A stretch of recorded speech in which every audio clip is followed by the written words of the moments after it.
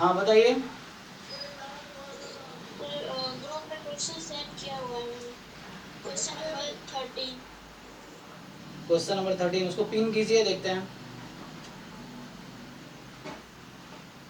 Question number 13।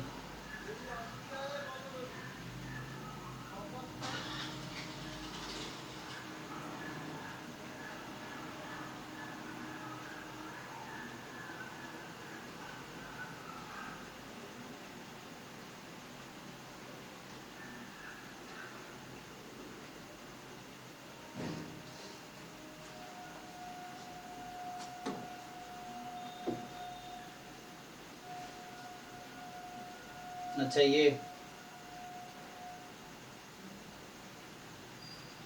अच्छा हाँ, इसमें थोड़ा सा वो यूज होगा ना, मेजर थ्योरी देख लेते हैं क्या है।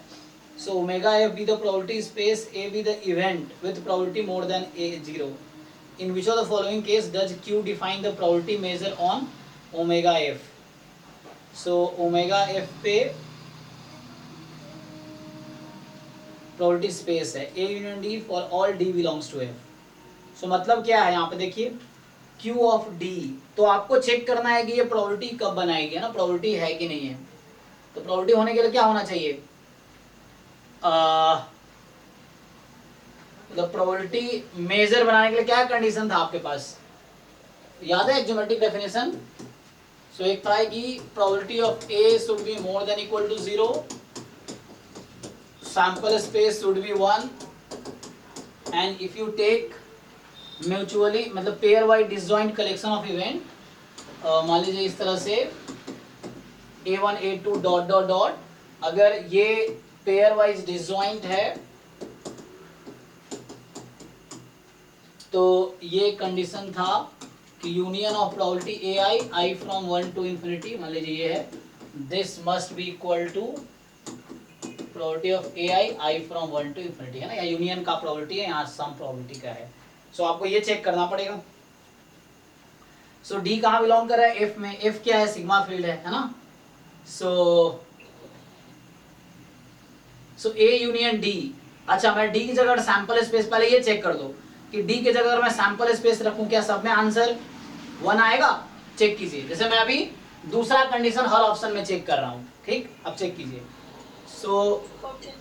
तो अभी डी में रखिए, पहले ऑप्शन में आप डी को सैंपल स्पेस रखिए, तो ए यूनियन सैंपल स्पेस क्या होगा, सैंपल स्पेस आ जाएगा, तो ये तो 1 दे देगा आंसर।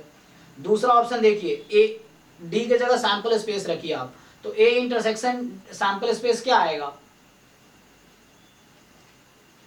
ए आ जाएगा, क्योंकि ए तो सबसेट ही है। अच्छा ये वही क्वेश्चन तरुण भी तुमने एक बार यही पूछा ना, ये उनमें से एक है शायद। दो क्वेश्चन थे इसी पे, इसी वाले कॉन्सेप्ट पे थे। हाँ इसी पे चेक करना है आपको, डिफरेंट वो लेके देखो, तुम एग्जांपल ही बना सकते हो, एक सिग्मा फील्ड डिफाइन कर लो, इसमें ना हो तो एक सिग्मा फील्ड डिफाइन कर लो, for example phi comma omega, इस पे लेके चेक कर लो चाहो तो तुम, तो उससे ऑप्शन डिस्कार्ड कर लो, क्योंकि या प्रूव करना है तो ये तीनों दिखाना था, प्रूफ थोड़ा डिफिकल्ट रहता है एंट्रेंस में, तो हम ऑप्शंस को आउट करना आसान रहता है। तो देखो बी ऑप्शन आउट हो गया एक्चुअली, कैसे आउट हो गया, अगर डी की जगह मैं सैंपल स्पेस रख दूं तो probability of A intersection sample space A आ जाएगा, और ए की प्रोबेबिलिटी 1 होगी क्या, नहीं, तो इसमें बी ऑप्शन आपका आउट हो गया अभी, तो बी आउट हो गया इसके। अब आ जाओ सी पे, डी की जगह सैंपल स्पेस रख के देखो, तो probability of A given sample space, so क्या इसकी प्रोबेबिलिटी 1 आएगी, तो A intersection D upon probability of D if D belongs to F, और प्रोबेबिलिटी ऑफ डी अगर मोर देन 0 है, ठीक है, मोर देन 0 ही है हमारा, सैंपल स्पेस ले रहा हूँ मैं, तो सैंपल स्पेस ले रहा हूँ तो आ जाएगा 1 ना वहाँ पे, हाँ। और दूसरा है omega, so probability of, check करो डी, डी ऑप्शन में अब चेक करो, डी की जगह सैंपल स्पेस रखो, so probability of sample space intersection A, तो ऊपर आएगा D intersection A upon probability of A, ये कंडीशनल प्रोबेबिलिटी है ए पे, है ना, तो for all D belongs to F. So non negative तो सारे हैं, प्रोबेबिलिटी है तो नॉन नेगेटिव सारे है ना, कोई प्रॉब्लम नहीं है। और डी ऑप्शन आपका जो है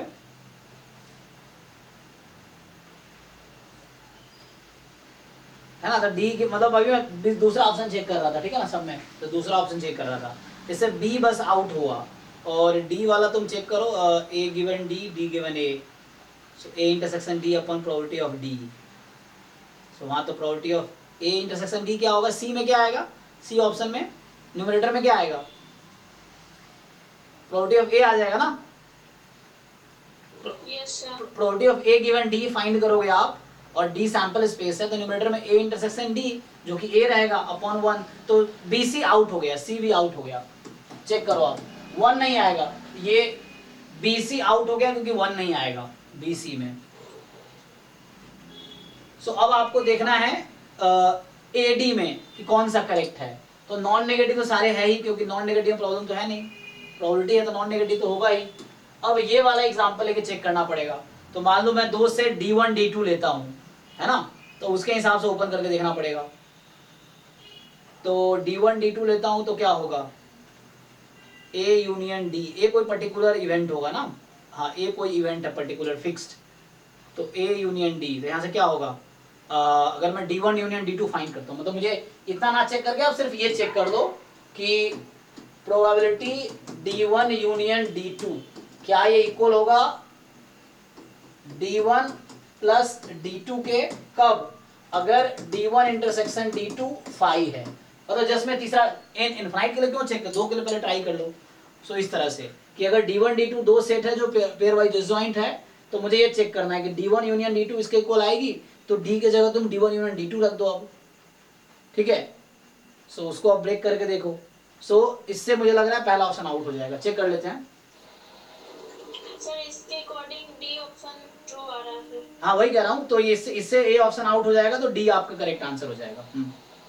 यस सर। तो डिस्कार्ड हो गया, ठीक है। Okay sir, thank you. चलो तो इस बार तरुण का भी एक क्वेश्चन सॉल्व हो गया। ऐसे एक और था ना, देखना इसी अप्रोच पे हो जाएगा, ठीक है।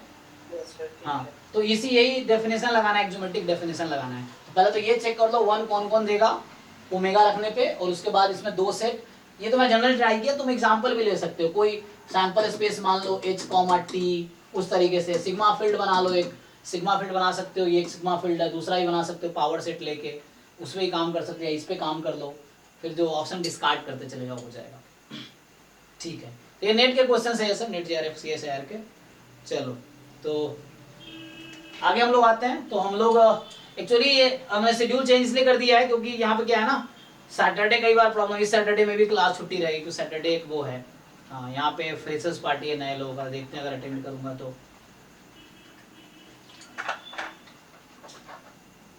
तो मैथ की क्लास कोई दिक्कत नहीं, मैथ तो काफ़ी आगे चल रहा है इस बैच में, तो कोई प्रॉब्लम नहीं है।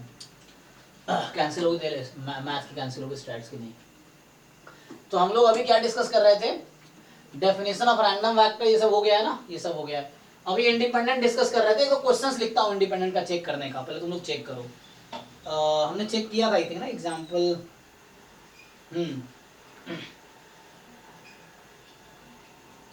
चलो एक क्वेश्चन लिखता हूँ, फिर हम आगे बढ़ते हैं, उसके आगे कंटिन्यू करेंगे।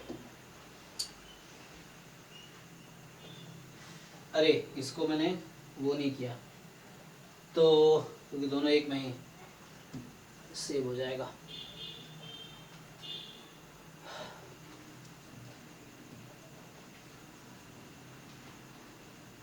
तो अभी क्या है कि मान लो एक क्वेश्चन लिखूं, मैं सिंपली आसान से एक क्वेश्चन लिखता हूं। So a coin is tossed twice, ठीक है। So x denotes number of heads and y denotes number of tails. तो पहला ऑप्शन है ये है, देन ऑप्शन ए है। सो इसका क्या मतलब होगा, इस नोटेशन का क्या मीनिंग है, आइडेंटिकल डिस्ट्रीब्यूटेड। हाँ, सो दे आर आइडेंटिकली डिस्ट्रीब्यूटेड। तो भैया चेक करना आपको कि आइडेंटिकली डिस्ट्रीब्यूटेड है कि नहीं है। और दूसरा ऑप्शन है कि x and y are independent. तीसरा ऑप्शन है probability x is equal to y is equal to 0। Option D है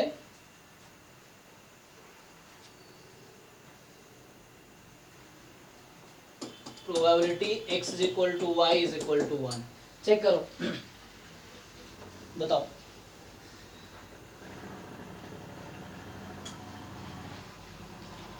जैसे अच्छा, जो लोग थोड़े सिंसियर हैं, जो दीप इंस्टीट्यूट वाला मैंने मटेरियल शेयर किया ना, 12 पीडीएफ शेयर किया, उस 12 पीडीएफ में पूरा जैम का सिलेबस कवर होता है। तो अगर तुम वो 12 पीडीएफ अगर सॉल्व कर लिए है ना, क्योंकि उन्होंने क्या किया है, हर टॉपिक पे एक एक असाइनमेंट बना रखा है ना, उसमें एक में 60-70 क्वेश्चन है। तो अगर तुम वो 12 के 12 पीडीएफ अगर सॉल्व कर लिए सारे क्वेश्चन, तुम्हारा पूरा सिलेबस एक बार रिवाइज हो जाएगा। मैंने ग्रुप में पोस्ट किया था ना, याद होगा, है ना, याद है? हाँ, तो अगर वो आप एक बार अगर पूरा सॉल्व कर लेते हो, मान लो 12 का 12 पीडीएफ, जरूरी थोड़ी है पढ़ाऊंगा तभी सॉल्व करोगे। अगर तुम्हारे पास इतना टाइम अगर हो थोड़ा, तो तुम अभी बैठ के पूरा निपटा सकते हो 12 के 12। उससे क्या होगा, पूरा एक बार सिलेबस जैम का कंप्लीट हो जाएगा तुम्हारा। उसमें मैथ्स स्टैट्स दोनों के है ना वो हैं, कंबाइंड सिलेबस, तो 100% सिलेबस का वो असाइनमेंट है एक्चुअली। तो उससे पूरा सिलेबस रिवाइज हो जाएगा और अच्छे अच्छे क्वेश्चंस भी हैं उसमें कुछ। एनीवे ये ट्राई करो।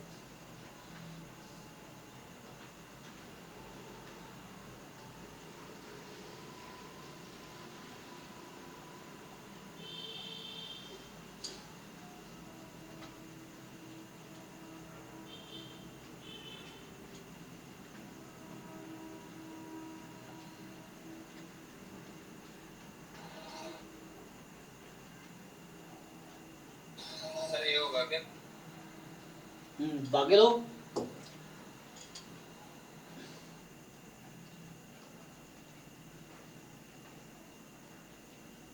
हाँ ये हो।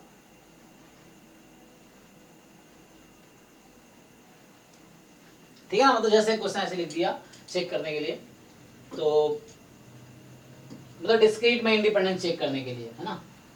कॉन्टिन्यूअस में तो पता ही है कैसे चेक करेंगे, वो भी ऐसे ही है कि आप मार्जिनल पीडीएफ निकालोगे, product of marginal PDF should be equal to joint PDF, है ना।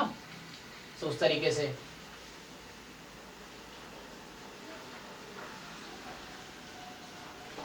मैं सॉल्व करूं या सबको समझ आ रहा है, आगे बढ़ूं? देख लो भाई, बाकी लोग बताओ।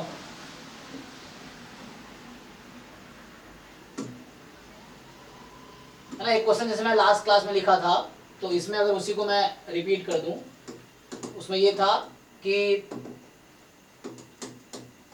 Joint PDF of x y is, so ये हमारे पास था कि joint PDF of x y जो है हमारे पास वो था 1/4 1 plus x y mod x less than 1 mod y less than 1 zero otherwise. ये कल क्वेश्चन कर रहे थे लास्ट क्लास में। तो यहाँ भी सेम ऑप्शन है कि x and y are identically distributed, और दूसरा x and y are independent, तीसरा probability x is equal to y is 0, चौथा probability x is equal to y is equal to 1। Same option यहाँ भी है।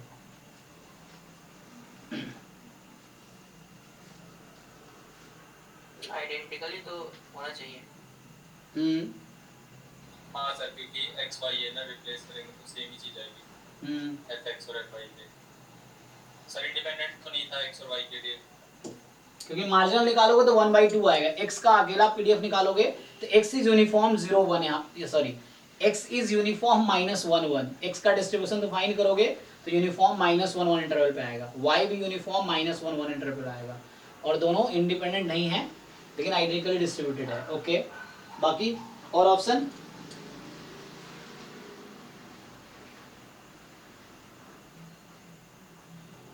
x equals to y 0 ही होगा। x is equal to y 0 होगा। Okay,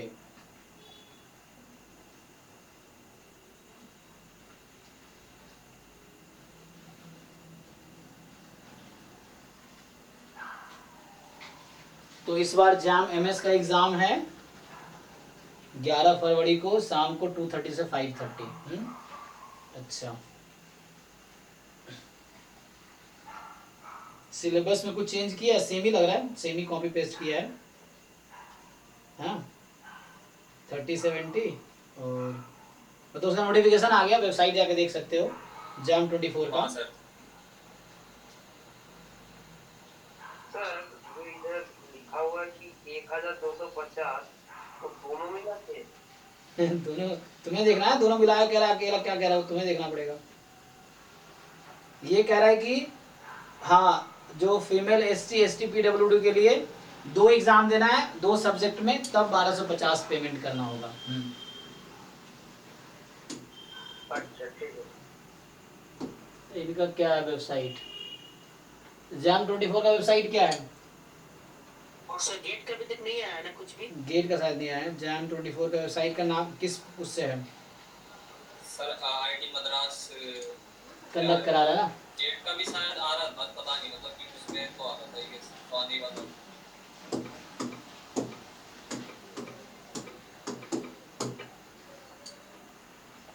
अच्छा ये है jam.itmadras.ac.in। अच्छा ये है। हाँ ठीक है, बाकी तुम जाके देख सकते हो इस बार क्या कैसे नया है। सो मैं देख लूँगा एक बार क्या है ना। 5 सितंबर से इसका एप्लीकेशन स्टार्ट होगा ना, 11 अक्टूबर तक डेट है, फिर 18 जनवरी तक एडमिट कार्ड आ जाएगी, और 11 एग्ज़ाम फरवरी को है, रिजल्ट 22 मार्च को आएगा। ओके, एडमिशन स्टार्ट हो जाएगा 10 अप्रैल से। ठीक है, तो ये है इन्फॉर्मेशन। ओके ठीक है, चलो बाद में देखते हैं इसको।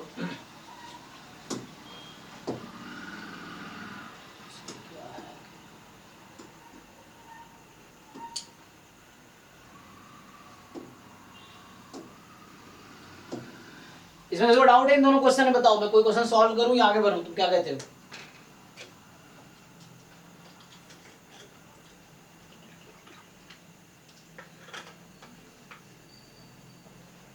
तो सबको सारा ऑप्शन समझ आया कि नहीं आया?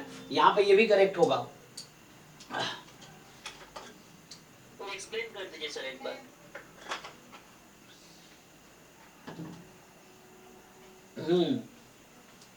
देखो, सो यहाँ पे एक कॉइन को 2 बार टॉस किया तुमने तो क्या आएगा? 0 1 2 इसका सपोर्ट है, 0 1 2 इसका सपोर्ट है ना। और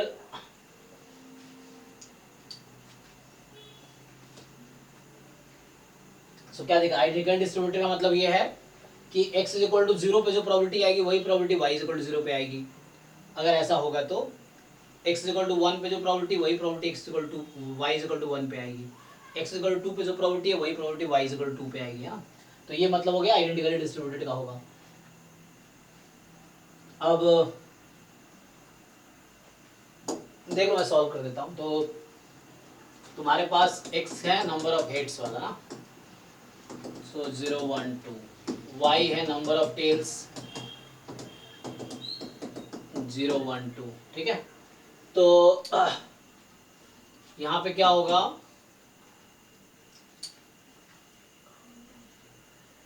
सो चेक कर लो ना, x बराबर 0 का मतलब क्या है कि तुम डिस्ट्रीब्यूशन से भी कर सकते हो। तुम्हें पता है कि इसका डिस्ट्रीब्यूशन जो है बाइनोमियल क्या है, नंबर ऑफ कितने बार टॉस किया? 2 बार टॉस किया था। सो बाइनोमियल 2, 1/2। सो इस तरह से हो जाएगा 2, 1/2। ये भी आपका बाइनोमियल है 2, 1/2। तो हो गया आइडेंटिकली डिस्ट्रीब्यूटेड, निकालने की जरूरत नहीं है। ठीक है ना, सो दोनों का डिस्ट्रीब्यूशन सेम है ना। सो आइडेंटिकली यहाँ से पता चल गया कि x and y are identically distributed. ठीक है, अदरवाइज तुम हर पॉइंट पे मास निकाल सकते थे कि x बराबर 0 पे जो प्रोबेबिलिटी y बराबर 0 इक्वल है क्या, x equal to 1 y equal to 1 की प्रोबेबिलिटी इक्वल है क्या, x equal to 2 y equal to दोनों की प्रोबेबिलिटी इक्वल है क्या, x equal to 3 y equal to 3 दोनों की प्रोबेबिलिटी इक्वल है क्या, इस तरीके से तो वो हो जाएगा। अब आगे इंडिपेंडेंट चेक करना है, तो तुम्हें देखना है कि जैसे मान लो x इक्वल टू 0 और y इज इक्वल टू 0 इस तरीके से है। तो x इक्वल टू 0 का मतलब क्या है कि तुम्हारे पास एक भी हेड नहीं आया, मतलब टी हो गया ना इसका मतलब। सो इसका मतलब हो गया टी, मैं कर्ली ब्रैकेट में लिखता हूँ, intersection y is equal to 0 का मतलब टेल एक बार भी नहीं आया, तो h ये हो गया। अब इन दोनों में कुछ कॉमन है क्या? ये एक सेट है, ये भी एक सेट है, ये एक सेट है, ये एक इवेंट है एक्चुअली, ये दूसरा इवेंट है। ठीक है ना, 2 इवेंट है, बीच में इंटरसेक्शन है। सो कॉमा लिखा मतलब इंटरसेक्शन है। सो इसका कॉमन कुछ कॉमन तो है ही नहीं, 5 मतलब 0। तो आपका जो प्रोबेबिलिटी आ गया वो 0 आ गया। किसका? इसका। अलग अलग निकाल लो, x is equal to 0 into y is equal to 0। So x is equal to 0 का मतलब हो गया कि क्या एक बार भी हेड नहीं आया तो तीनों बार टेल आया, तो 1 आउट ऑफ 8, ये ना भाई 8 आउटकम आएंगे। सॉरी ज्यादा हो गया। अच्छा मैं 3 बार क्यों कर रहा हूँ? 2 बार टॉस किया ना, कोई बता भी नहीं रहा है, बताओ तुम लोग। यहाँ क्या है? h मतलब tt, मुझे लग रहा है दिमाग में ये 3 वैल्यू है ना, हमने 2 बार ही टॉस किया ना भाई। सुवेंदु तुम भी सोए हुए हो, तुम्हारा डाउट है ना। देखो तो हमने कॉइन को 2 बार टॉस किया था, 4 आउटकम सैंपल स्पेस में है, HH HT TH TT। तो x बराबर 0 का मतलब TT एक्चुअली, और इसका मतलब HH। आंसर वही आएगा, लेकिन लिख कर रहा था मैं। अब यहाँ पे 1/4 1/4 है ना, सो x बराबर 0 मतलब TT, दोनों बार टेल आया तभी तो x 0 होगा, और y बराबर 0 मतलब HH, तो ये तुम्हारा 1/16। क्या ये और ये दोनों इक्वल नंबर है? नहीं है। इसका क्या मतलब हुआ? इंडिपेंडेंट नहीं है। हाँ, इंडिपेंडेंट नहीं है। x and y are not independent, तो ये इंडिपेंडेंट नहीं है।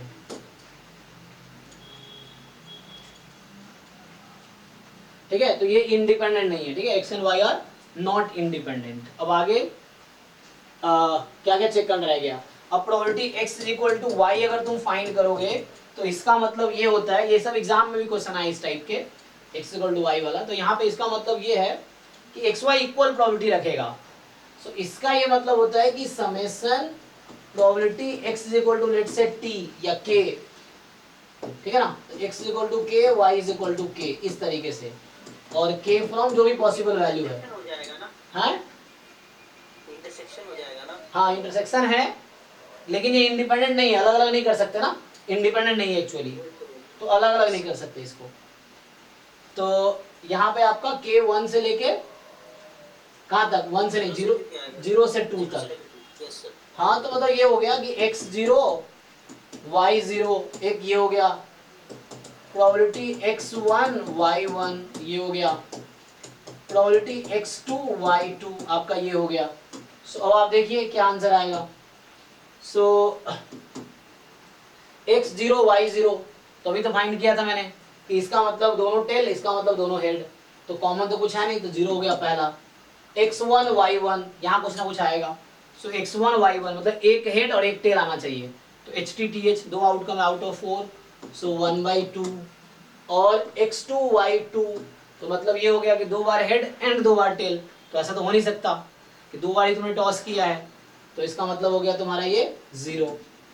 सो है ना, x बराबर 2 मतलब HH TT, ऐसा कुछ भी नहीं आएगा, तो आंसर 1/2 आ गया। तो वो बोल रहा था 0, गलत हो गया। अब तो हो गया इसी से, तो इससे ये क्लियर हो गया तुम्हारा कि ये 1/2 आया, तो ये आउट, इंडिपेंडेंट है नहीं, 1 है नहीं। अब यही चीज यहाँ पे करनी है आपको, तो समझ गए सर। सो यही चीज अब सेम यहाँ पे करोगे। तुम यहाँ मार्जिनल निकालो, पहले इसका मार्जिनल निकालना आता है, तुम x के रेस्पेक्ट में इंटीग्रेट कर दो 0 -1 से 1 में, तो y का मार्जिनल आ गया। फिर x का मार्जिनल निकालो, फिर प्रोडक्ट करके देखो ज्वाइंट इक्वल है क्या, नहीं आएगा। हाँ x इक्वल टू y वाला। हाँ, अब x इक्वल टू y वाला कैसे करोगे? तो एक्चुअली एक थ्योरम है, हालांकि ये प्रूव भी कर सकते हैं। सो एक्स वाई अगर कॉन्टिन्यूअस रैंडम वेरिएबल है तो x इक्वल टू वाई की प्रोबेबिलिटी हमेशा 0 होगी, क्योंकि x इक्वल टू वाई क्या होगा, वो प्लेन में कहीं ना कहीं लाइन होगा, तो उसका मेजर 0 रहेगा 2D में। जैसे इंटरवल पे पॉइंट की प्रोबेबिलिटी कॉन्टिन्यूअस में क्या होती है, अगर x का सपोर्ट कोई इंटरवल है तो सिंगल कॉन्टिन्यूअस रैंडम वेरिएबल में x इक्वल टू x की प्रोबेबिलिटी क्या होती है, 0 ना, 0 होती है कॉन्टिन्यूअस में, कॉन्टिन्यूअस हमेशा 0 होगी पॉइंट पे प्रोबेबिलिटी। तो वैसे ही यहाँ भी वही है, चीजें यहाँ भी वही है कह रहे हैं एक्चुअली कि x इक्वल टू x, इसका क्या मतलब वही ना, x equal to x, y equal to y, तो ये प्रोबेबिलिटी 0 होगी एक्चुअली। जैसे वहाँ पे समेशन के फॉर्म में लिखे थे ना, यहाँ तो वो ब्रेक करना। Yes yes. तो देखो तुम अगर ग्राफ देखो, तुम्हारा जो सपोर्ट मैंने लिखा है ये है तुम्हारा,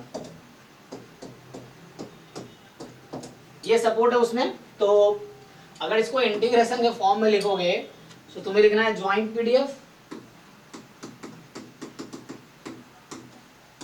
x की वैल्यू कहां से स्टार्ट हो रही है, y से y तक, और y की वैल्यू -1 से 1, ये लिखेंगे क्योंकि x equal to y exactly y है, तो x y से स्टार्ट हो रहा है, यहाँ पे हमारा ये वाला कर्व है ना ये, ठीक है, तो ये कर्व है। सो कोई रीजन नहीं है, ये लाइन ही है बस, तो लाइन का मेजर 0 होता है 2D में, पॉइंट का मेजर 0 होता है 1D में, है ना, इस तरह से। सो प्लेन का मेजर 0 होगा 3D में, उस तरह से है। सो तो तो इससे क्या हुआ कि y बराबर x है तो x की वैल्यू y से y, और ये जब लिमिट सेम है तो 0, इस तरीके से। तो कॉन्टिन्यूअस में ये इन जनरल केस है, ये थ्योरम है, मैं एज अ थ्योरम लिख देता हूँ। सो ये एक्चुअली थ्योरम है कि if x, y is a continuous random vector, है ना, continuous random vector, then probability x is equal to y 0। In fact कोई भी लाइन सेगमेंट यहाँ लोगे मतलब एक्स वाई के बीच जो लीनियर रिलेशनशिप होगा वो 0 ही होगा, है ना। मतलब इक्वलिटी होगी तो 0 ही आएगी, कहने का मतलब ना, इनइक्वलिटी होगी तो रीजन बनेगा, इक्वलिटी पे 0 ही आएगी, तो ये तो 0 होगा ही। ठीक है, तो ये तो हम लोग बेसिक डिस्कस कर रहे थे, मैं थोड़ा आगे बढ़ता हूँ। सो आओ, हम लोग कहाँ पे थे लास्ट क्लास में, तो एक बार कंडीशनल सीडीएफ देख रहे थे लास्ट क्लास में हम लोग। तो लास्ट क्लास में हम लोग कंडीशनल सीडीएफ देखा था, ये सब देख लिया था ना, इंडिपेंडेंस का डेफिनेशन देखा था। कुछ क्वेश्चंस मैं अभी लिखूंगा, distribution of function of random variables पे आऊंगा अभी मैं, ना पहले इसको डिस्कस करते हैं फिर आते हैं आगे बढ़ेंगे।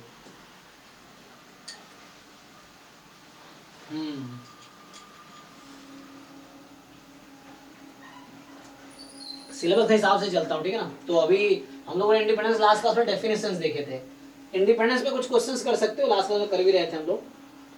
अभी चलो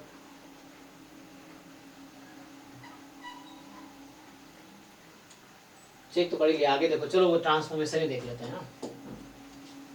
सो ये है distribution of function of random variable, distribution of function of random variables, मतलब ट्रांसफॉर्मेशन है ना, यही चीज 2 वेरिएबल का ट्रांसफॉर्मेशन है। सो 2 वेरिएबल में ट्रांसफॉर्मेशन कैसे करते हो तुम लोग, तो तुम्हें क्या होता है कि लेट, मान लो x, y जो दे रखा है आपको, सो डिस्क्रीट में तो वैसे ही होगा जैसे पॉइंट पे पीएमएफ निकाल लेंगे, है ना, उसके हिसाब से हो जाएगा। कॉन्टिन्यूअस में मेनली कैसे करोगे, डिस्क्रीट में जैसे वहां करते थे, क्या करते थे कि x का सपोर्ट पता है तो y का सपोर्ट निकालो, y के सपोर्ट पे पॉइंट पे मास निकाल लो। तो वैसे यहाँ भी होगा, x की जो भी वैल्यूज है, तो अगर यहाँ पे क्या होता है कि एक्स वाई के फंक्शन में u भी गिवन होगा तुम्हें, तो यहाँ तुम्हारे पास कुछ ऐसा होगा कि लेट्स, हाँ जैकोबी मेथड होगा ना। तो मान लो x y be random vector with PDF, तुम्हें दे रखा है f of x comma y, मान लो इस तरह से है, एंड आपको दे रखा है लेट, ये है कि अब u कोई है g of x comma y, and v है आपका h of x comma y, यही है। सो आपका करना क्या होता है, आपको फाइंड करना होता है पीडीएफ ऑफ u v, यही फाइंड करना होता है ना। Yes sir. तो क्या होता है, कैसे फाइंड करते हैं,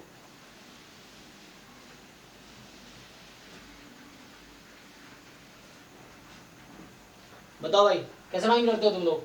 सो वहां तुम्हें याद होगा, सो डबल इंटीग्रेशन यहाँ करते थे ना, तो अभी तुम्हें क्या करोगे, mod Jacobian time F of x y x comma y, ये होगा ना। लेकिन यहाँ तुम्हें एक्स वाई की वैल्यू यूवी के टर्म में बाद में कन्वर्ट करनी है ना। तो यहाँ जो तुम एक्स वाई लिखोगे, this you have to write in terms of UV, तो एक्स जो लिख रहा हूँ in terms of UV, y जो लिखोगे इन टर्म्स ऑफ यूवी, इस तरीके से आ जाएगा। सो यहाँ पे जैकोबियन क्या होता है, वेयर, डिफाइन करो भाई, जे को क्या लिखोगे, sir old variable upon new variable,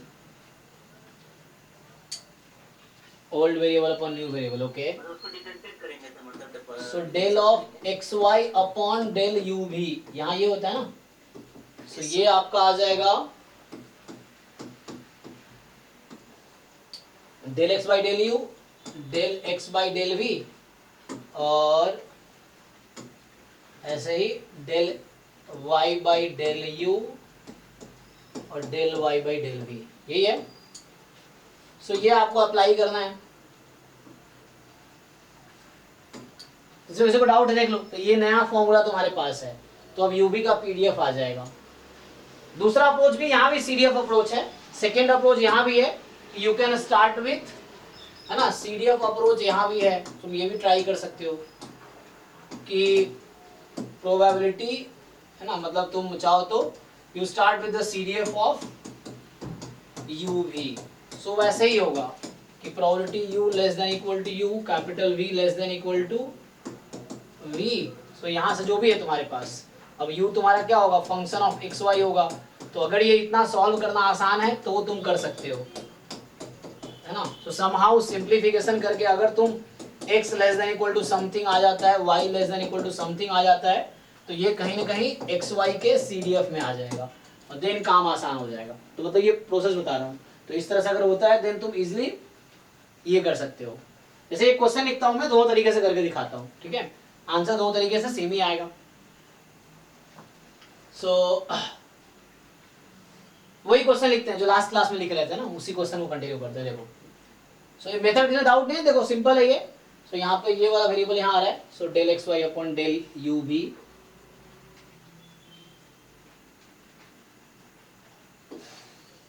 और ये आपका दूसरा अप्रोच है। यही क्वेश्चन है, देखो क्वेश्चन ये है कि let PDF of x y be, आपके पास है सेम क्वेश्चन जो अभी लिखा था हमने, 1/4 1 प्लस एक्स वाई जब mod x less than 1 mod y less than 1 0 otherwise. तो मैं आपसे पूछना ये चाह रहा हूँ, u है हमारा एक्स स्क्वायर एंड v है वाई स्क्वायर। सो क्वेश्चन है what is the PDF of uv, ये क्वेश्चन है। आप लोग बताइए पहले ट्राई करके, कोई भी तरीके से ट्राई कर सकते हो। अब बताओ पीडीएफ ऑफ uv क्या आएगा।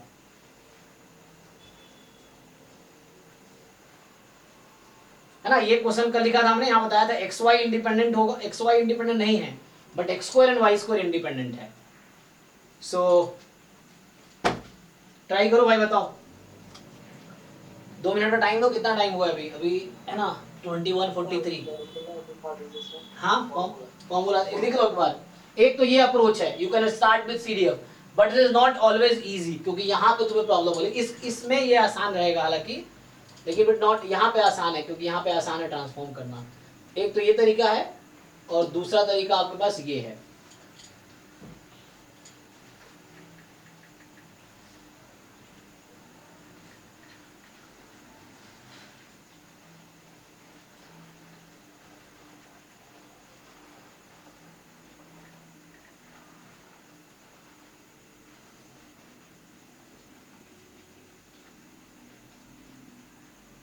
सभी लोग ट्राई करो, मुझे आंसर बताओ, ठीक है ना, ट्राई करके देखो।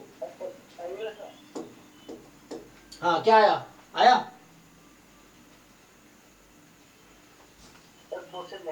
हाँ क्वेश्चन ये है, देखो अब और ट्राई करो, मुझे बताओ यूवी का पीडीएफ क्या आएगा। इनफैक्ट सीडीएफ भी पूछ सकता हूँ, है ना। सो अगर मैं आपसे पूछ लूँ इसी क्वेश्चन में, अगर मैं 4 चीजें पूछ लूँ आपसे, 4 ऑप्शन बना सकता हूँ मैं। जैसे पहला ऑप्शन है, या मान लो ये है, दूसरा what is the CDF of UV, मतलब ऐसे ही मैं बना दे रहा हूं। सी है what is the CDF of x y, ये निकाल पाओगे आप लोग। सो पीडीएफ दे ही रखा है एक्स वाई का, सीडीएफ एक्स वाई का बताओ, एक्स यूवी का पीडीएफ बताओ, यूवी का सीडीएफ बताओ, एटलीस्ट प्रैक्टिस हो जाएगा ना। सर यस सर यूवी का पीडीएफ है 1/16, हाँ 1/16 1 plus u square into v square upon under root u into under root v। ये हाँ तो ये मेरा आया है। यूवी की वैल्यू कहाँ से कहाँ तक चेक करो। हाँ सर वो बता रहा है।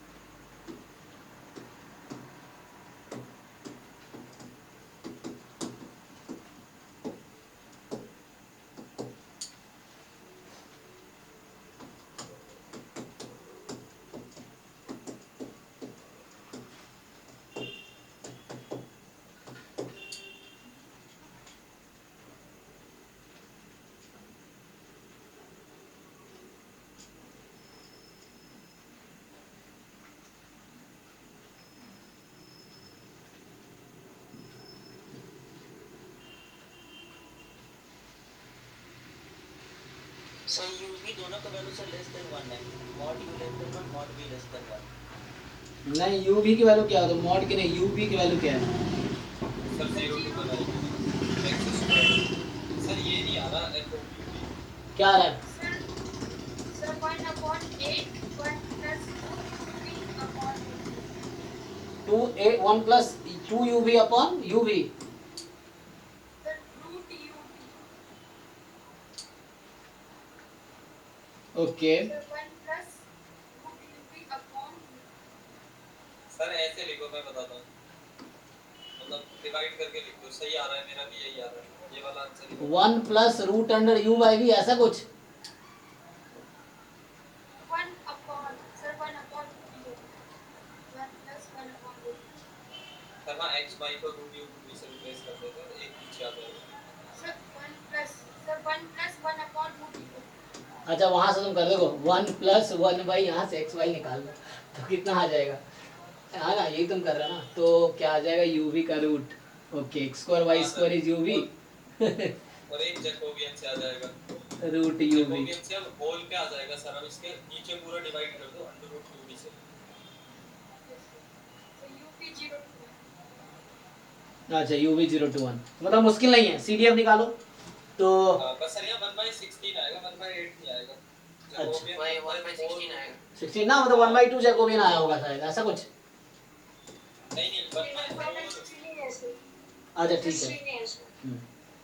एक 1/4 से आया जैकोबियन से, और एक 1/4 ऑलरेडी है। ओके, तो मतलब ये देखो, यहाँ पे अगर हम सॉल्व करें तो तुम लोग जैकोबियन तरीके से निकाला, देखो तो यहाँ पे क्या होगा, जैकोबियन यहाँ से फाइंड करेंगे, मतलब सही आएगा तुम लोग का आंसर ऐसे तो। हाँ, 2 टाइम्स तो सर 8 हो जाएगा, तो सर 1/8 आना चाहिए सर, क्योंकि सर उसकी लिमिट सर आया सर -1 से सर 1 तक तो बस।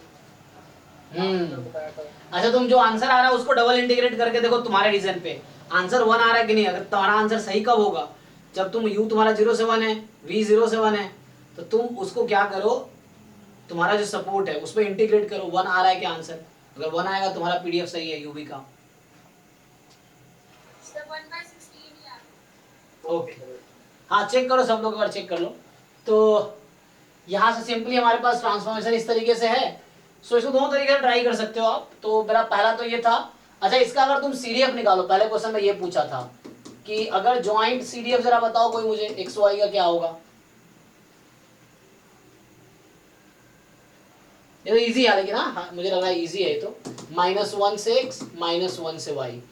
प्रॉब्लम होगी जहाँ एक्स वाई मिक्स्ड होता है, वहाँ प्रॉब्लम है, मतलब एक्स वाई डिपेंड करेगा। तो ये तो इजी है, ये तो कर लोगे तुम, यू भी या कुछ और ले लो variable, d u d v, तो इस तरीके से ये तो आ जाएगा बहुत इजी से। तो ये तुम इंटीग्रेट कर लोगे ना, तो इंटीग्रेट कर लोगे तो एक्स वाई का जॉइंट सीडीएफ आ गया। मतलब बस बता रहा हूँ, जरूरत पड़ी तो कैसे कैलकुलेट करोगे, तो एक दो बार क्वेश्चन सॉल्व किए रहोगे तो तुम्हें पता रहेगा कि हाउ टू कैलकुलेट। सो अगर जॉइंट पीडीएफ से अगर मुझे जॉइंट सीडीएफ की जरूरत पड़ी तो ये हो जाएगा इस तरीके से। ओके, अब मुझे यूवी का जॉइंट पीडीएफ चाहिए, तो मैं जॉइंट सीडीएफ से भी स्टार्ट कर सकता हूँ। तो जैसे देखो, हम लोग लास्ट क्लास में मैं तुम्हें हिंट दे रहा था, अगर मैं सीधा जॉइंट सीडीएफ से स्टार्ट करूँ इसका, ठीक है ना, तो यहाँ तुम कुछ और ले सकते हो। यहाँ कंफ्यूजन नहीं है कि ये तुम हमने यूवी इसकी वजह से नहीं लिया है, यहाँ तुम कुछ और भी ले सकते हो, variable t1, t2, dt1, dt2, इस तरीके से भी कर सकते हो तुम। तो ये जस्ट चेंज करने के लिए लेवल लिमिट का। यहाँ पे क्या होगा, ये probability capital U less than equal to small u, capital V less than equal to small v, मैं ये कह रहा था। तो यहाँ से प्रोबेबिलिटी, ये कैलकुलेशन मैं लास्ट क्लास में कर रहा था, मुझे याद आ रहा था कि mod x less than root u, mod y less than root v। तो यहाँ से आप सिंपली इंटीग्रेट कर सकते हो, माइनस रूट u से plus root u, minus root under v से plus root under v, 1 plus x y d x d y 1/4 बाहर है। तो ठीक है, तो ये इंटीग्रेट हो जाएगा इजीली। तो आएगा क्या, तो अगर मैं इसको इंटीग्रेट करूं, ये बताओ इंटीग्रेट करके, आई थिंक ये कुछ रूट यूवी टाइप का आएगा।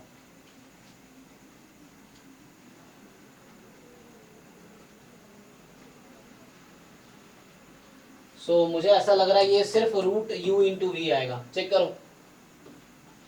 ऐसा कुछ।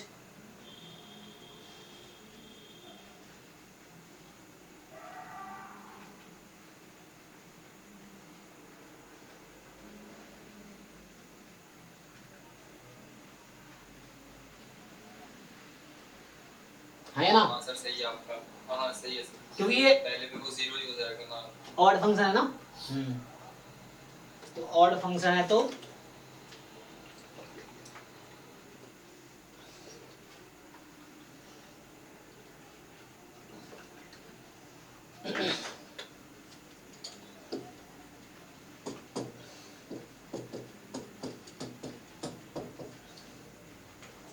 तो इसका डेरिवेटिव क्या होता है? तो हम लोग क्या जानते हैं, अगर मुझे ज्वाइंट सीडीएफ पता है, मैं एक अप्रोच, मैंने कहा दो अप्रोच है, तो इस क्वेश्चन में अभी मैं ये अप्रोच लगा रहा हूँ, पहले सीडीएफ निकाला, अब हम लोग ये भी जानते हैं ना कि अगर आपका सीडीएफ आ गया, so you we already know कि इसको मैं अगर डिफरेंशिएट कर लूं डेल यू डेल वी तो मुझे ये मिलेगा, है ना, तो ये लगा सकता हूं मैं। सो अगर पीडीएफ चाहिए तो मैं ये कर लूंगा, तो अभी मैं ये अप्रोच लगा रहा हूँ, फिर वापस उस अप्रोच पे आऊंगा, दोनों तरीके से सॉल्व करेंगे।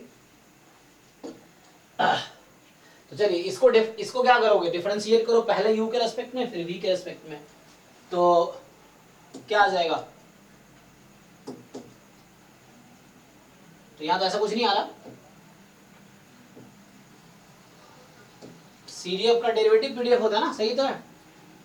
तो क्या आएगा, हाँ सर, सब पहले यू के रिस्पेक्ट में करते हैं।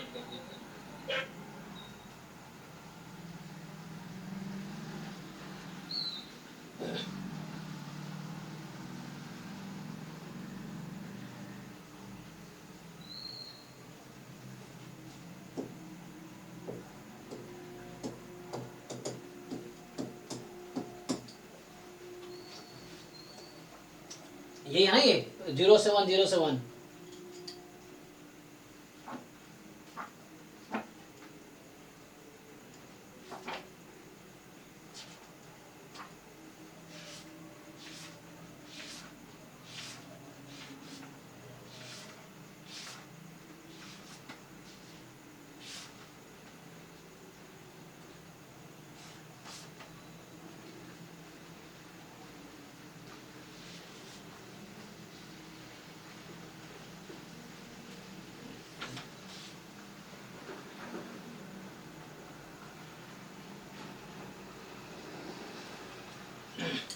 मैं पूछने चला हूँ कि क्या आंसर आएगा यहाँ से, ये क्या सेम आएगा, मतलब पूछ रहा हूँ क्या होगा, सेम तो नहीं आ रहा सर, तो अलग अलग कैसे आ रहा है, कहाँ प्रॉब्लम है, और कुछ अजीब ही आ रहा है, मतलब क्लोज भी। यस सर, ऐसे ही आ रहा है, यही पीडीएफ आ रहा है, वैसे भी फॉर्मूला पे करने के लिए। ये आ रहा है, yes sir, 1/4 into root UV। तो अभी इस अप्रोच से ये आंसर आया, चेक करो भाई, इसको पहले u के रेस्पेक्ट में डिफरेंशिएट करो, 1/2 रूट u, v का 1/2 रूट v, 2 2 जा 4, 1/4 रूट u v, ये आंसर होना चाहिए। सर वो पीडीएफ सर वाला मतलब जो यू के रिस्पेक्ट में formula है ना, करेंगे तो v को कांस्टेंट लेंगे ना, यस यस, तो चेन रूल से v ऊपर नहीं आएगा। अरे चेन रूल क्यों लगाओगे तुम, इसको तुम ज्यादा दिमाग अच्छा, हाँ। ज्यादा दिमाग नहीं लगाना, इसको ऐसा करना है, ऐसा सोचना है इसको, हाँ ये कांस्टेंट है, जब तुम u के रेस्पेक्ट में, ये कांस्टेंट है, हाँ। चलो तो एक मेथड से मैंने किया, इसमें किसी को डाउट नहीं, देखो मैं ज्वाइंट सीडीएफ यूवी का लिखा, तो ये ज्वाइंट सीडीएफ यूवी का है, ये भी मैं पूछ रहा था यहाँ पे, सो ये मेरे पास ये आ गया इस सपोर्ट पे। अब मुझे पता है कि ज्वाइंट सीडीएफ का डेरिवेटिव यूवी के रेस्पेक्ट में करेंगे तो मुझे ज्वाइंट पीडीएफ मिलेगी, ये आ रहा है। अब दूसरे मेथड ट्राई करते हैं, देखो जो आप लोगों ने किया है,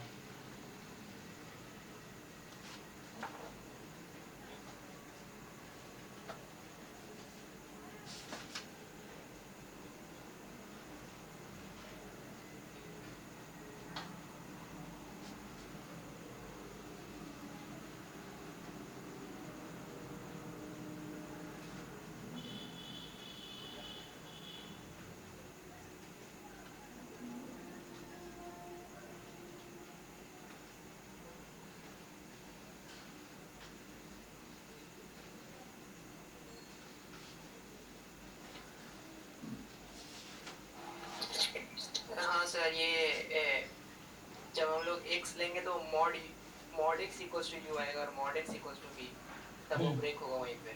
हाँ, दो पार्ट में ब्रेक करना पड़ेगा। तुम्हें पता है ना, वहां पे याद है जब y बराबर एक्स स्क्वायर काम कर रहे थे, याद रखो जब हम लोग fx पीडीएफ दिया हुआ है, y बराबर एक्स स्क्वायर था और x मान लो -1 से 1 में है, तो हम क्या करते थे, दो पार्ट में ब्रेक कर रहे थे ना।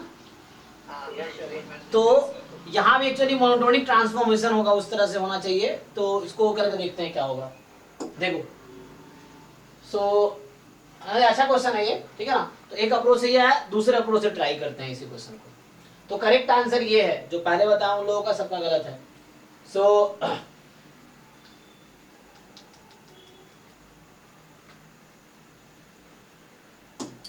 तो अब मेरे पास क्या है, u बराबर एक्स स्क्वायर और v बराबर वाई स्क्वायर।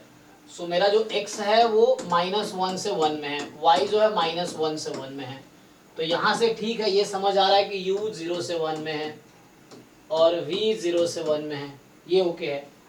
अब यहाँ हो क्या रहा है एक्चुअली कि यहाँ पे है ना, तुम अगर इसमें xy प्लेन में ग्राफ देखो तो xy प्लेन में ग्राफ देखो, ये है तुम्हारा, और u भी प्लेन में जब देखोगे तो 0 to 1 ये आ रहा है।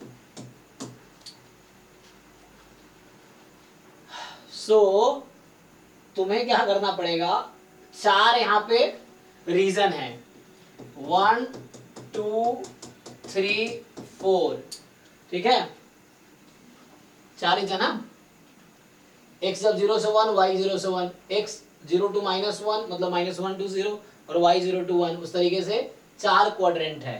तो ये फॉर्मूला 4 बार यूज होगा और चारों केस में अलग अलग जैकोबियन आएंगे, प्लस माइनस के वो थोड़ा करके शायद, या जैकोबियन सेम ही होगा मॉडल, अगर वो अलग अलग होगा, फंक्शन अलग अलग होगा। तो देखो जैकोबियन सेम रहेगा, फंक्शन अलग होगा। हाँ, जैकोबियन क्योंकि मॉड लेते हैं तो जैकोबियन तो मॉड लेके सेम ही आ जाएगा, वो फंक्शन क्योंकि इनवर्स इमेज अलग अलग होगा। मैं ये बोलना चाह रहा हूँ, देखो इसका इनवर्स इमेज लो तुम, तो यहाँ जब तुम इनवर्स इमेज ले रहे हो तो x की वैल्यू ±√u है, तुम लोगों ने सिर्फ √u ले लिया होगा, एक तो ये गलती हुई होगी, और y की वैल्यू ±√v है। तो यहाँ तुम्हारे पास कितने इनवर्स इमेज मिल रहे हैं, देखो जो चार इनवर्स इमेज है दिख रहा है। यहाँ पे तुम्हारे पास पॉइंट्स ऐसा है, √u √v, दूसरा पॉइंट है -√u +√v, अगला पॉइंट है -√u। मतलब पहला क्वेश्चन ही ऐसा आ गया कि एक्सटेंड करना पड़ रहा है फॉर्मूले को।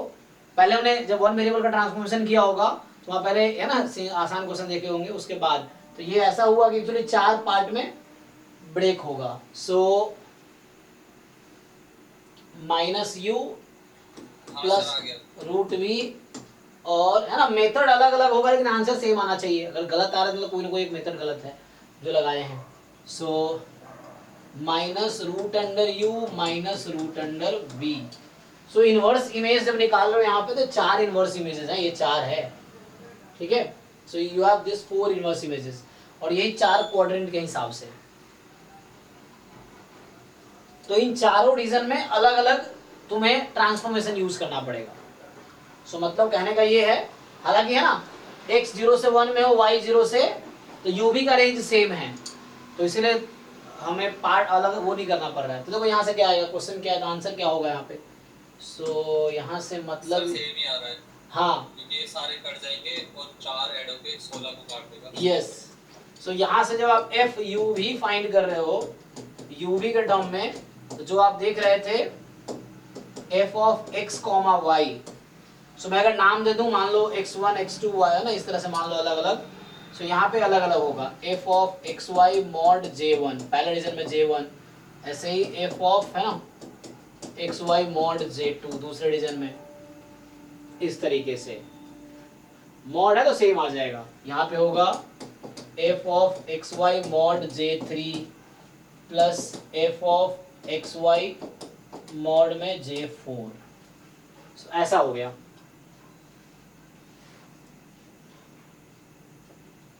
अगर देखो xy पॉजिटिव होता तो ये चार पार्ट करने की जरूरत नहीं पड़ती। अगर xy x 0 से 1 में है, y भी 0 से 1 में है, आपको ये चार इसलिए हो रहा है क्योंकि xy दो वेरिएबल है, यही चीज जब 1 वेरिएबल कर रहे थे 2 पार्ट करना पड़ता था, -1 से 0 के लिए अलग और 0 से 1 के लिए अलग। तो उसका इनवर्स इमेज एक -√y प्लस √y आ रहा था, जिन लोगों को याद होगा 1 वेरिएबल वाला ट्रांसफॉर्मेशन। तो वैसे ही है ये भी। तो 4 क्यों आया, क्योंकि 2 वेरिएबल है ना, इसलिए 4 आ गए। अप्लाई करो यहाँ पे, है ना। सो इस तरह से देख सकते हो x1 y1 x1 y2 इस तरह से, सपोज x2 y1 और x2 y2 लाइक दिस। इसको पॉइंट को ब्रेक कर लो उस हिसाब से, ऐसा है। इसमें x1 x2 मत बोल रहा हूँ, उसको 2 भाग है ना, तो x1 x2 x1 x2 इस तरह से। अब पुट करो इसको, देखो। सो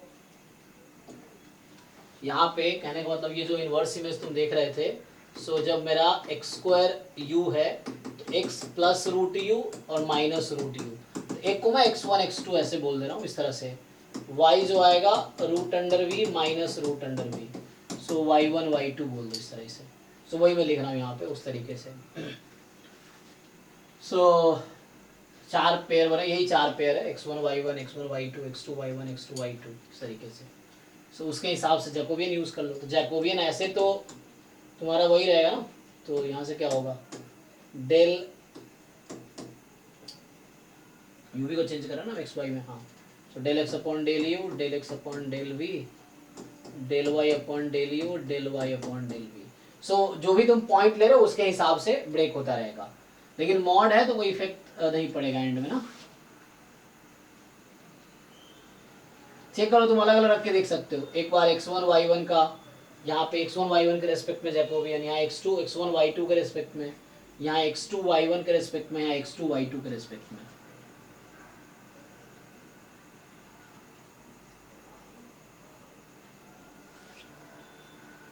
किसी को डाउट हो तो पूछो भाई। ये पहला क्वेश्चन ही थोड़ा ऐसा आगे इसमें पार्ट करना पड़ा है, अदरवाइज आसान होता। सो यहाँ पे तुम्हारे पास पीडीएफ क्या था, 1/4 1 प्लस x1 y1। तो मान लो मैं x पहले इसे बोलता हूँ, तो √uv हो जाएगा। जैकोबियन कितना आता है भाई, ये सॉल्व करके मॉड ले लो चाहो तो, √uv। अच्छा ओके, सो √u v ये आता है ना, मॉड ले लिया पहले मैंने, तो जो भी आप प्लस माइनस क्या ही है। सो यहाँ से 1/4 √u v इस तरीके से। दूसरा जब लिखोगे ना तो यहाँ आएगा 1/4 1 प्लस, अब ध्यान दो x1 y2 है, सो x1 मतलब एक पॉजिटिव एक नेगेटिव, यहाँ मैं दोनों सेम लिख दिया है, या माइनस लो, है ना। सो x1 y2 ये ले लो, तो एक पॉजिटिव एक नेगेटिव, प्रोडक्ट करो इसका, तो ये माइनस में आंसर देगा यहाँ पे, है ना। सो इसका होगा -√u v। जो लोग लिख के देख रहे हो उनको समझ आ गया होगा, जो ऐसे ही देख रहे हो उनको, तुम लिख के ट्राई करो, तुम्हें समझ आ रहा होगा। यहाँ से प्लस, और यहाँ भी जैकोबियन वही है 1/√u v, जैकोबियन सेम ही है 4√u v, मतलब यही जैको, बस यहाँ पे 2 बार प्लस 2 बार माइनस आएगा तो वो कैंसिल हो जाएगा। ठीक है, देख लो ऐसे ही 1/4। अगले में अगर तुम मान लो x2 वो वाला ले लिया हमने, सो 1 -√u v और इसका जैकोबियन है 4√u v इस तरीके से। और तो यहाँ पे क्या होगा, प्लस पीडीएफ लिखना 1 प्लस xy था, तो xy यहाँ से लास्ट वाला, तो ये प्लस हो जाएगा uv और 1/4 √u v। So at the end check कर लो, 1/4 कॉमन है, जैकोबियन वाला भी कॉमन है, तो 1/16 √u v कॉमन है। अब बचा होगा 1 प्लस, मतलब सारे कैंसिल हो गए एक्चुअली, वो सब कॉमन ले लो, तो 1 + 1 + 1 + 1 ही बचेगा। तो फाइनली आंसर आ गया 1/4 √u v। ठीक, ये आया जब u की वैल्यू 0 से 1 में है, v की वैल्यू 0 से 1 में है। बट चेक कर लो तुम,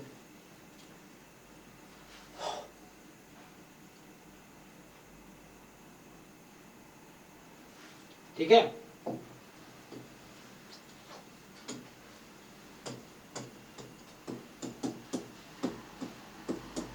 हाँ ना भाई, ठीक है कि नहीं, ओके है। यस सर, हो गया। हाँ, सो ये एक मेथड आपका है। अब इससे देखो पीडीएफ आ गया तो सीडीएफ निकाल सकते हैं हम लोग। तो अगर मैं पीडीएफ से सीडीएफ निकालूं, तो अभी मैंने क्या फाइंड किया, पीडीएफ फाइंड किया यूवी का। तो यार 1/4 √u v, जब u 0 से 1 में है और v 0 से 1 में है, you can include, no problem. At least वहाँ क्या दिया था, 0 तो इंक्लूड हो ही जाएगा, हटा सकते हो उसे, पीडीएफ में क्या ही है। सो 0 अदरवाइज। अब यहाँ से तुम सीडीएफ निकालो। देखो जो सीडीएफ अप्रोच मैंने लगाए थे, तो पहले सीडीएफ आया था, फिर डिफरेंशियल पीडीएफ निकाले। अब मैंने पहले जैकोबियन वाले मेथड से मैंने क्या किया, जैकोबियन वाले तरीके से पहले पीडीएफ निकाले, अब इससे सीडीएफ आएगा। सो तरीका आपको पता ही है। सो यहाँ क्या 0 से स्टार्ट हो रहा है, 0 से u, 0 से v, जैसे भी देख लो, ये v u यहाँ कर लो, 1/4 रूट, कुछ नया वेरिएबल यहाँ पे ले लो, है ना, t टाइम s बोल दो चाहो तो, dt ds, इस तरीके से। तो ये वही आएगा at the end, 1/2 root x का है ना, so root under u into v आएगा एट द एंड। ठीक है भाई, सेम ही आएगा।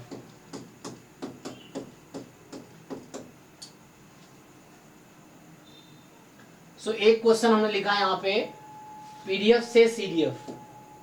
यहाँ पे पहले पीडीएफ निकला, ठीक है। 4 पार्ट क्यों करना पड़ा, क्योंकि इसका इनवर्स इमेज तुम्हें देखना पड़ता है। अगर एक ही इनवर्स इमेज आता तो एक ही टर्म होते, 4 इनवर्स इमेज आया तो उसके हिसाब से ब्रेक हुआ। और वो सारा इनवर्स इमेज का जो वैल्यू देखोगे तो यू भी सेम ही जनरेट कर रहा सारी वैल्यू। अगर अलग अलग जनरेट करता, मान लो जैसे हमने वहाँ 1 वेरिएबल याद होगा जहाँ पे इंटरवल था -1 से 2, याद करो, तो -1 से 1 के लिए एक ही लिख रहे थे पार्ट, और उसके नीचे फिर लिख रहे थे जब 2 से 3 में था या 1 से 2 में था। गेटिंग पॉइंट, मैं उस क्वेश्चन की बात कर रहा हूँ। तो यहाँ भी वैसा हो सकता है, ठीक है। तो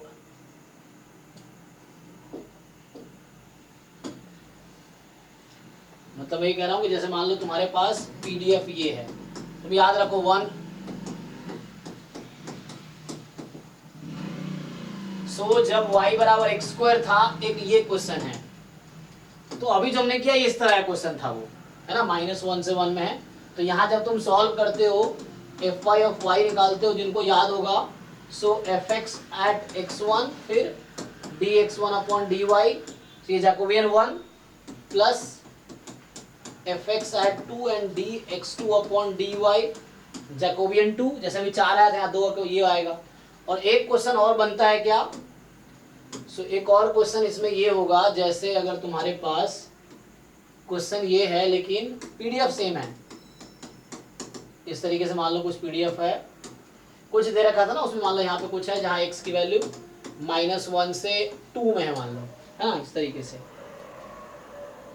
तो यहाँ पे कुछ दे रखा होगा 0 अदरवाइज। तो इस केस में तुम क्या करते थे, जब तुम पीडीएफ निकालते हो तो ये वाले टर्म तुम लिखते हो कब, ये कब होता है तुम्हारा, जब x की वैल्यू यहाँ पे 0 से 1 में है, ये ना। तो यहाँ तुम x 0 से 1 के अलग फाइंड कर रहे थे, और x 2 से, सॉरी कहाँ से, 1 से कहाँ तक, क्या होगा y की वैल्यू, y होगा ना, y 0 से 1। हाँ सॉरी y, y यहाँ भी y होगा, क्योंकि y का पीडीएफ लिख रहे हैं ना। हाँ, तो यहाँ क्या होता है y 0 से 1, और यहाँ क्या लिख रहे थे y 1 से 4, है ना, 1 से 4। तो इस तरह तुम्हें याद होगा। तो ये 1 वेरिएबल वाला ट्रांसफॉर्मेशन में ऐसा किया था हमने। सो यहाँ पे क्या होगा, एक है ना, ये वाली चीज तो आएगी यहाँ पे, दिस प्लस दिस, 2 टर्म, यहाँ एक ही टर्म आएगा, क्योंकि उसका जो इनवर्स इमेज है x² का, तुम देखो तो जब तुम्हारा -1 से 1 है, सो जो y का इनवर्स इमेज एक √y और एक -√y, इस तरह से -√y। और ये 2 से 3 वाले में मतलब इस तरीके से मान लो कि इधर 1 से 2 है ना, तो यहाँ कोई इधर वैल्यू एक ही इनवर्स इमेज आएगी, है ना, वो वाली, तो उसके हिसाब से लिखते थे।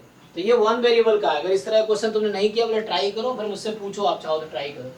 इस तरह का क्वेश्चन है ना, बुक्स में भी मिल जाएंगे, असाइनमेंट में भी, कि इसका यहाँ कुछ पीडीएफ होगा। फॉर एग्जांपल वहाँ था 2/25 x + 1, इस टाइप का कुछ था, जैम में आया हुआ क्वेश्चन है ये 2005 में, तो उस तरह का है ये। तो मतलब जैसे अभी ये क्वेश्चन है ना, यहाँ 2 पार्ट कर रहे हैं, तो वैसे यहाँ x y दोनों था, तो इसलिए 4 पार्ट हुआ वहां पे। तो वही उसी लॉजिक से ये 4 पार्ट हुआ।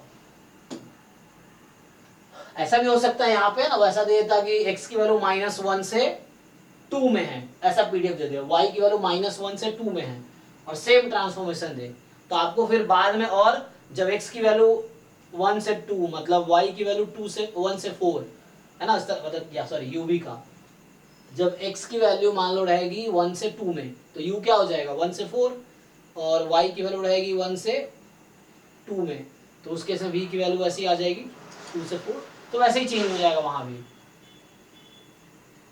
तो ऐसे क्वेश्चन बन सकते हैं। इन्हीं में कुछ आसान सा देता हूँ, ये बहुत डिफिकल्ट सा हो गया पहले ही, कुछ आसान क्वेश्चन लिख लो। सो आसान के लिए अगर बात करें, एक दो आसान क्वेश्चन ट्राई करो। तो किसी को डाउट है इसमें? हमने दो तरीके से फाइंड किए, अगर कुछ है तो पूछो।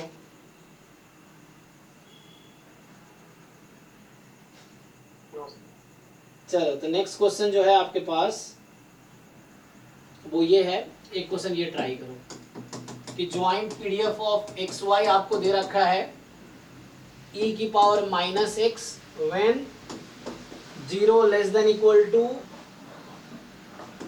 y less than equal to x less than infinity, ठीक है, 0 अदरवाइज, और आपका ट्रांसफॉर्मेशन है u is equal to x plus y and v is equal to x minus y. तो पहला क्वेश्चन आपके लिए ये है कि बताओ मुझे पीडीएफ ऑफ u भी निकाल सकते हो, जरा ट्राई करो।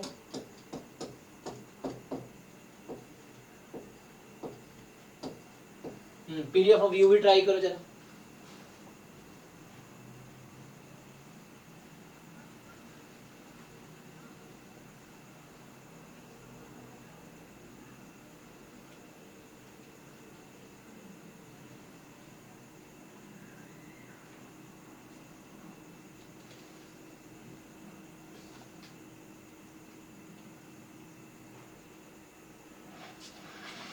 ये भी उतना आसान नहीं आ रहा कि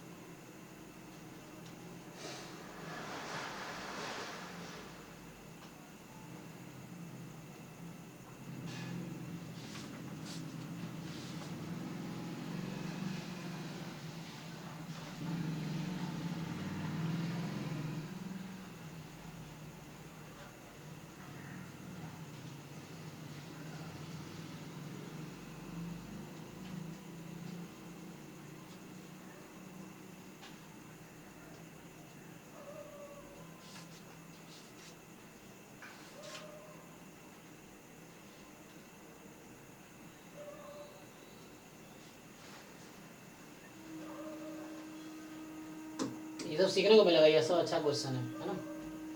सो मान लो ये भी दूसरा क्वेश्चन है, पहला हमने भी किया था अलग अलग मेथड से, ये दूसरा क्वेश्चन है। तीसरा क्वेश्चन है आपके पास, अब यहाँ से ये भी पूछा जाएगा तुमसे कि what is PDF of you alone, marginal PDF of you क्या है, वी का मार्जिनल पीडीएफ क्या है, वो मैं उसमें भी कर सकता था ना, हमने जो भी फाइंड किए हैं। अच्छा एक चीज तुम यहाँ ध्यान से देखो, तो जो हमारा ये आया है तुम देख रहे हो यूवी का अलग अलग फंक्शन है ना, या जो पीडीएफ आया है ये देखो, ये इंडिपेंडेंट है कि नहीं, यूवी दिख रहा है तुम्हें इंडिपेंडेंट है कि नहीं, f u of u and f v of v दिख रहा है, यूवी का अलग अलग 1/2 रूट यू 1/2 रूट भी अलग अलग कर सकते हो। तो यहाँ यूवी इंडिपेंडेंट है, एक्स वाई इंडिपेंडेंट नहीं था, तुम इसको सेपरेट नहीं कर सकते function of x into function of y, but यहाँ पे तुम function of u function of v कर सकते हो। तो ये इंडिपेंडेंट है यू भी, बट एक्स वाई नहीं है इंडिपेंडेंट, बाकी सारी क्वांटिटी हमने फाइंड करी ली।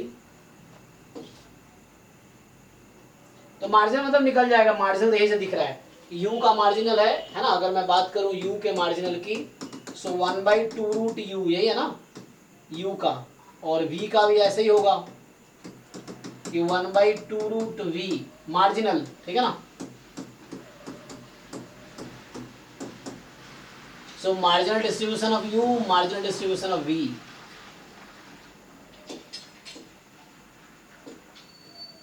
हाँ चलो ये ट्राई करो। तो इसमें ये है तुम्हारे पास कि ज्वाइंट पीडीएफ दे रखा है तुम्हारा 2 है 0 less then x less then y less than 1, ये भी कलम लिखे थे, जीरो अदरवाइज। अब यहाँ पे u है तुम्हारा x प्लस वाई, तुमसे पूछ रहा है एफ यू ऑफ u बताओ क्या होगा, ये क्वेश्चन है।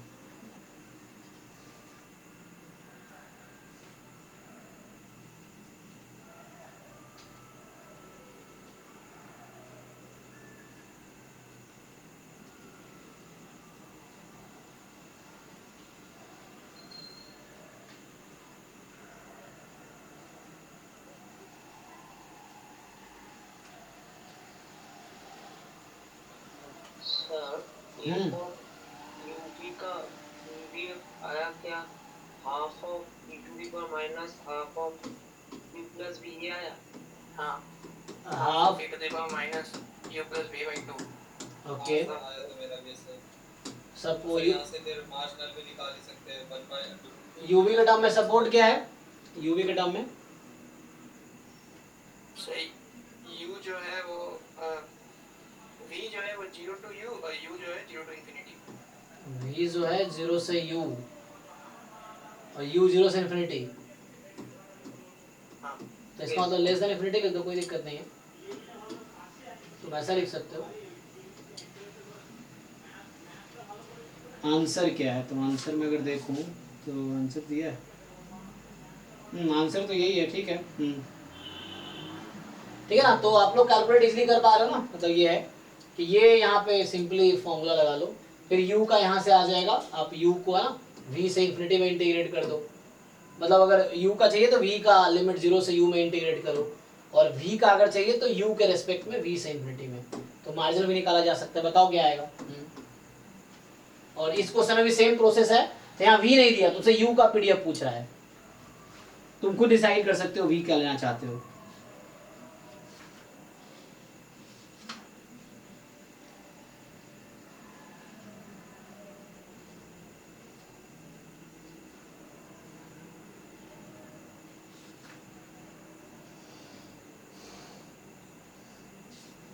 सर दूसरा वाला क्वेश्चन में भी को चूज करना पड़ेगा, तो बताओ कैसे फाइंड करोगे, बिना चूज किए भी कर सकते हो, वो भी तरीका होता है।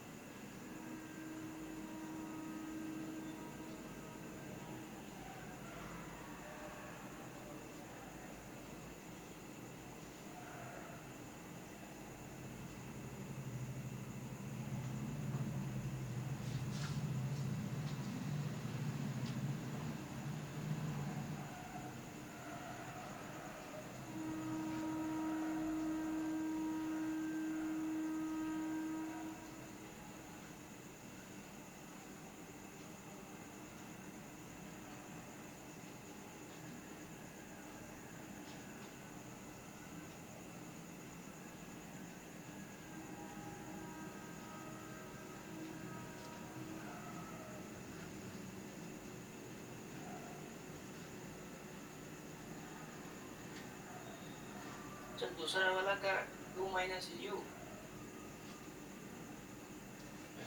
ओके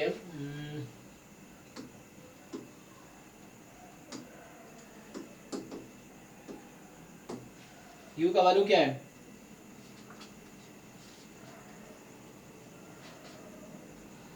v आपका u by 2 से 1 और u नहीं यहाँ u में तो सिर्फ u आएगा ना,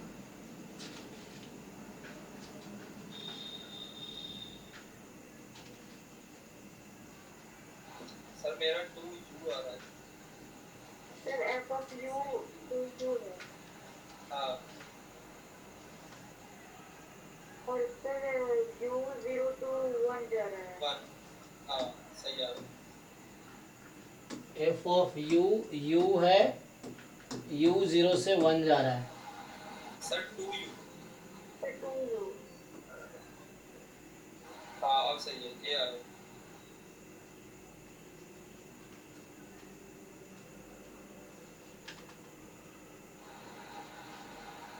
सर v को कुछ अलग अलग लेने से फर्क पड़ेगा क्या?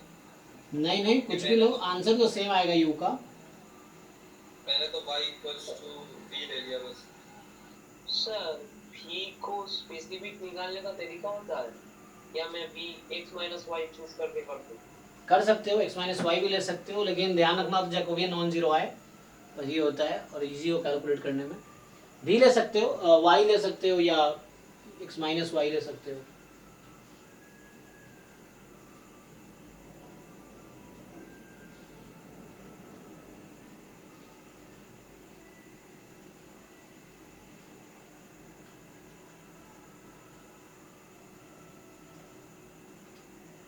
तो ये तो हो गया होगा सबका, ये मैं सॉल्व करूं, देखो कर लेते हैं एक बारी। तो पहले तुम जैकोबियन निकाल लोगे। सो यहाँ पे क्या है कि इस क्वेश्चन में जस्ट x की वैल्यू आ जाएगी u प्लस वी अपॉन 2 और y आ जाएगी u माइनस वी अपॉन 2, ये ना। सो जैकोबियन तो इजी है, x का 1/2 1/2 1/2 माइनस 1/2, तो ऐसे तो माइनस 1/2 आ गया, तो कोई बात नहीं। हाँ, तो एफ ऑफ यू भी जो होगा, ये आपको पीडीएफ तो वही लिखना है, तो e की पावर माइनस x की जगह हाफ u प्लस वी, और ये जैकोबियन मॉड ले लेंगे तो हाफ। अब आपको देखना है कि यहाँ पे क्या है, तो एक्चुअली एक्स वाई दोनों पॉजिटिव है, तो v ग्राफ बना के देख सकते हो ना। सो आप बाउंड्री देख सकते हो क्या है, x मोर देन v है ना, ये वाला रीजन है, तो उसके हिसाब से u भी में तुम डिसाइड कर सकते हो क्या होगा। तो ऐसे तो यहाँ दिख रहा है कि u भी छोटा ही होगा क्योंकि इसका डिफरेंस है ना, x ज़्यादा है, तो v जो है u से कम होगा, ये 0 से इन्फिनिटी।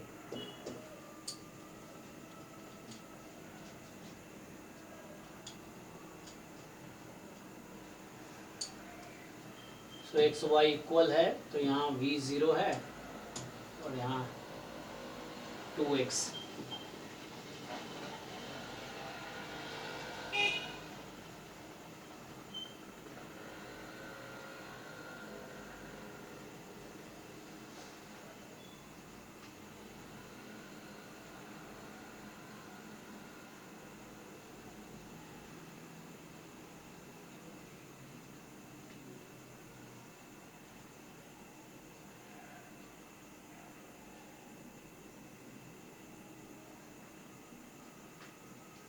y बराबर 0 पे दोनों इक्वल रहेगा, है ना। y बराबर 0 पे, और जब y 0 से ज़्यादा होगी तो v कम हो जाएगी।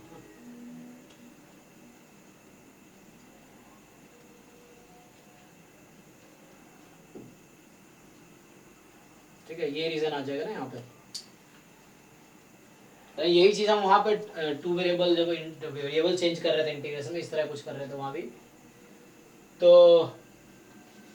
यहाँ तो आ गया, अब सिंपल आपके पास है। सो ज्वाइंट यू भी का मिल गया मुझे, Jacobian time joint PDF of x y में यू भी रख देते हैं। अब यहाँ पे सिंपली मैं अगर u के रेस्पेक्ट में इंटीग्रेट कर दूँ, v है ना, v के रेस्पेक्ट में 0 से u में, तो u का पीडीएफ आ जाएगी, और अगर u के रेस्पेक्ट में इंटीग्रेट करूँ, लिमिट लो v से इन्फिनिटी, तो v का पीडीएफ आ जाएगी, तो उस तरह से आ जाएगा।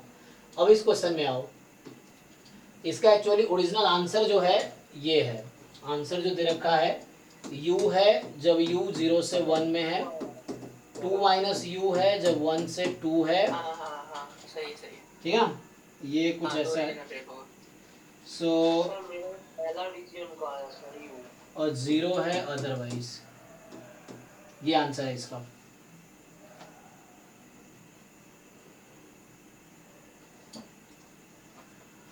हाँ, कैसे डिसाइड करोगे, क्वेश्चन ये है। सर रीजन बना हाँ रीजन बनाना पड़ेगा तुम्हें। तो सर मैंने कंप्यूट किया था तो FU e raised to minus u आया। किसमें, इसमें हाँ FU is two minus u क्यों आएगा, माइनस एक्स है ना।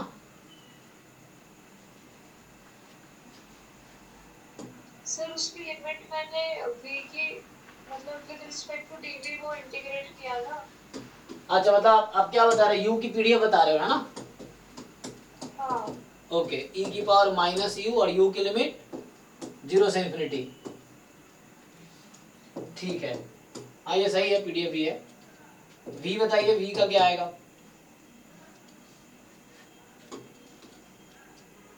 फिर इसी में पूछ लेगा आपसे ये इंडिपेंडेंट है क्या, मैं लिखा नहीं, अब इसी में बहुत सारी चीजें पूछ लेगा आपसे वो।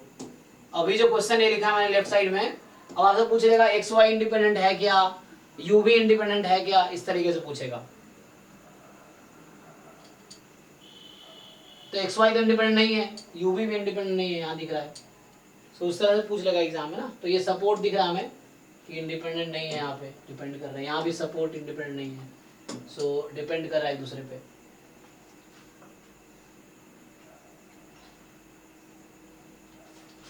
तो यहाँ जो तुम्हारा रीजन है एक्स वाई में,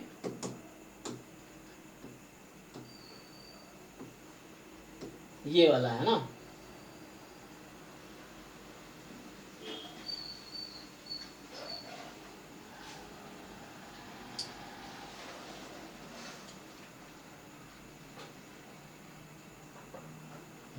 अब x प्लस वाई तुम क्या कर रहे हो, तो तुम्हारा यहाँ पे क्या है, x y बराबर 1 है ना,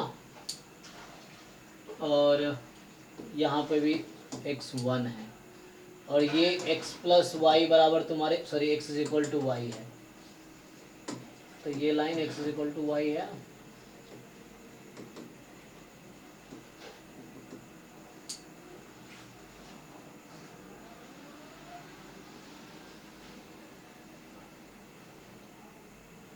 कैसे सॉल्व किए बताओ। तो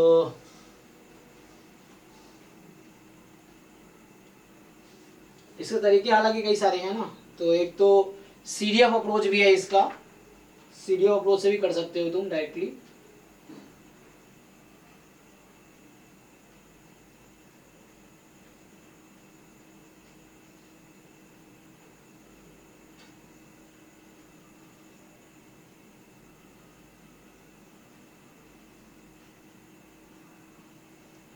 तो पहले तो ये बताओ x की वैल्यू तुम्हारे पास x प्लस वाई कहाँ से कहाँ तक वेरी करेगा ये, तो यहाँ से देखो तो x प्लस वाई की वैल्यू कहाँ से कहाँ तक वेरी करेगी, इसका लिमिट देखना है तुम्हें।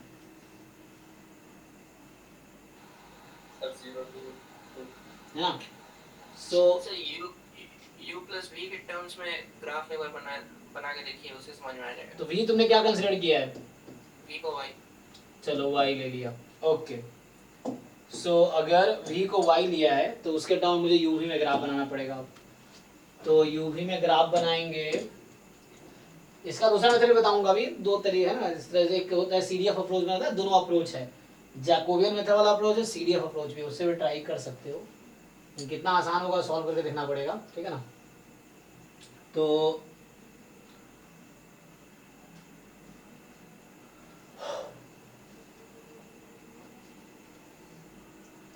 अभी क्या करते हैं, इसका ग्राफ बना लो यूवी में, है ना। सो तुम्हारे पास u है और v है। ओके अब x हो जाएगा u माइनस v, और v तो y ही रहेगा, और u माइनस v है उसका लिमिट 0 टू v है, और v का जो लिमिट है वो u माइनस v से 1 तक है। तो यहाँ से तुम ये कह रहे हो, अगर पुट कर दूं मैं 0 less than u minus v less than v less than 1। तो यहाँ से ग्राफ बन जाएगा। तो मतलब इसी सपोर्ट को लिखा हमने, तो इसी सपोर्ट को यहाँ लिखा। तो 0 less than u minus v less than v और लेस देन 1। सो इसको ग्राफ बना लो अब। तो v लेस देन 1, तो ये v एक्सिस है, तो v बराबर 1 का एक लाइन बना लो। और यहाँ से u minus v is equal to v, so u बराबर 2v, हाँ, So u u- बराबर 2v। u बराबर 2v का ग्राफ बनाओगे तो u बराबर 2v, तो v को अगर 1 रखेंगे, सो ये v है एक्चुअली, v को 1 रखेंगे u 2 होगा, इस तरफ जाएगा थोड़ा सा ना, ये रुका रहेगा इस तरीके से मान लो, तो ये u 2 हो जाएगा, u बराबर 2v, u बराबर v। और तुम्हारे पास ठीक है, ये u एक्सिस है, v एक्सिस है, सो ये तुम्हारा 1 है और ये तुम्हारा 2 है। ठीक है, अगला क्या है फिर यहाँ से, तो कहता है ना रीजन कैसे ग्राफ बनाते हैं, पहले आप इक्वल रख के इसको इसके इक्वल रख दो, इसको इक्वल रख दो, इसको इसके इक्वल रख दो, तो उससे आपको बाउंड्रीज मिल जाएंगी एक्चुअली। सो उससे ग्राफ बनाओ, सो यहाँ से आपके पास आ गया ये 0 है ना, सो अब दूसरा है u माइनस वी 0, u बराबर v, सो u बराबर v मतलब इस तरह से ग्राफ कुछ आएगा बीच से, सो लेट से इस तरह से, तो u is equal to v है, और ये आपका था u is equal to 2 time v था। ठीक है, तो यहाँ पे क्या होगा एक्चुअली तुम्हारा 1 आएगा, है ना, हाँ ब्रेक हो गया। सो इस तरीके से तुम्हारे पास ये हो गया। तो आपके पास रीजन कौन सा है, देखो अब ये रीजन था कि v लेस देन 1 और यहाँ से u मोर देन v है ना, u मोर देन v, सो मतलब ये वाला रीजन आपका है, वो है ना फिजिबल रीजन जो है u v के लिए, हाँ, ये वही रीजन। 2 रीजन में ब्रेक हो जाएगा। हाँ, तो इसको तुम जब ब्रेक करोगे, सो यहाँ से ये हो गया, 2 पार्ट में करना पड़ेगा, क्योंकि इसका देखो अपर लिमिट लोअर लिमिट अलग है, इसका अपर लिमिट लोअर लिमिट अलग है, तो उसके हिसाब से ब्रेक होगा। देखो जिन लोगों को समझ आ रहा नहीं आ रहा, तो ये ग्राफ था x वर्सेस y, ये x वर्सेस y था। अभी हमने ग्राफ को u वर्सेस v कन्वर्ट किया, क्योंकि u v का आपको पीडीएफ चाहिए ना, तो आओ इसको अगले पेज पे लिखते हैं। सो यहाँ से क्या होगा, जब f ऑफ u v आप निकाल रहे होगे u कॉमा v, तो है ना,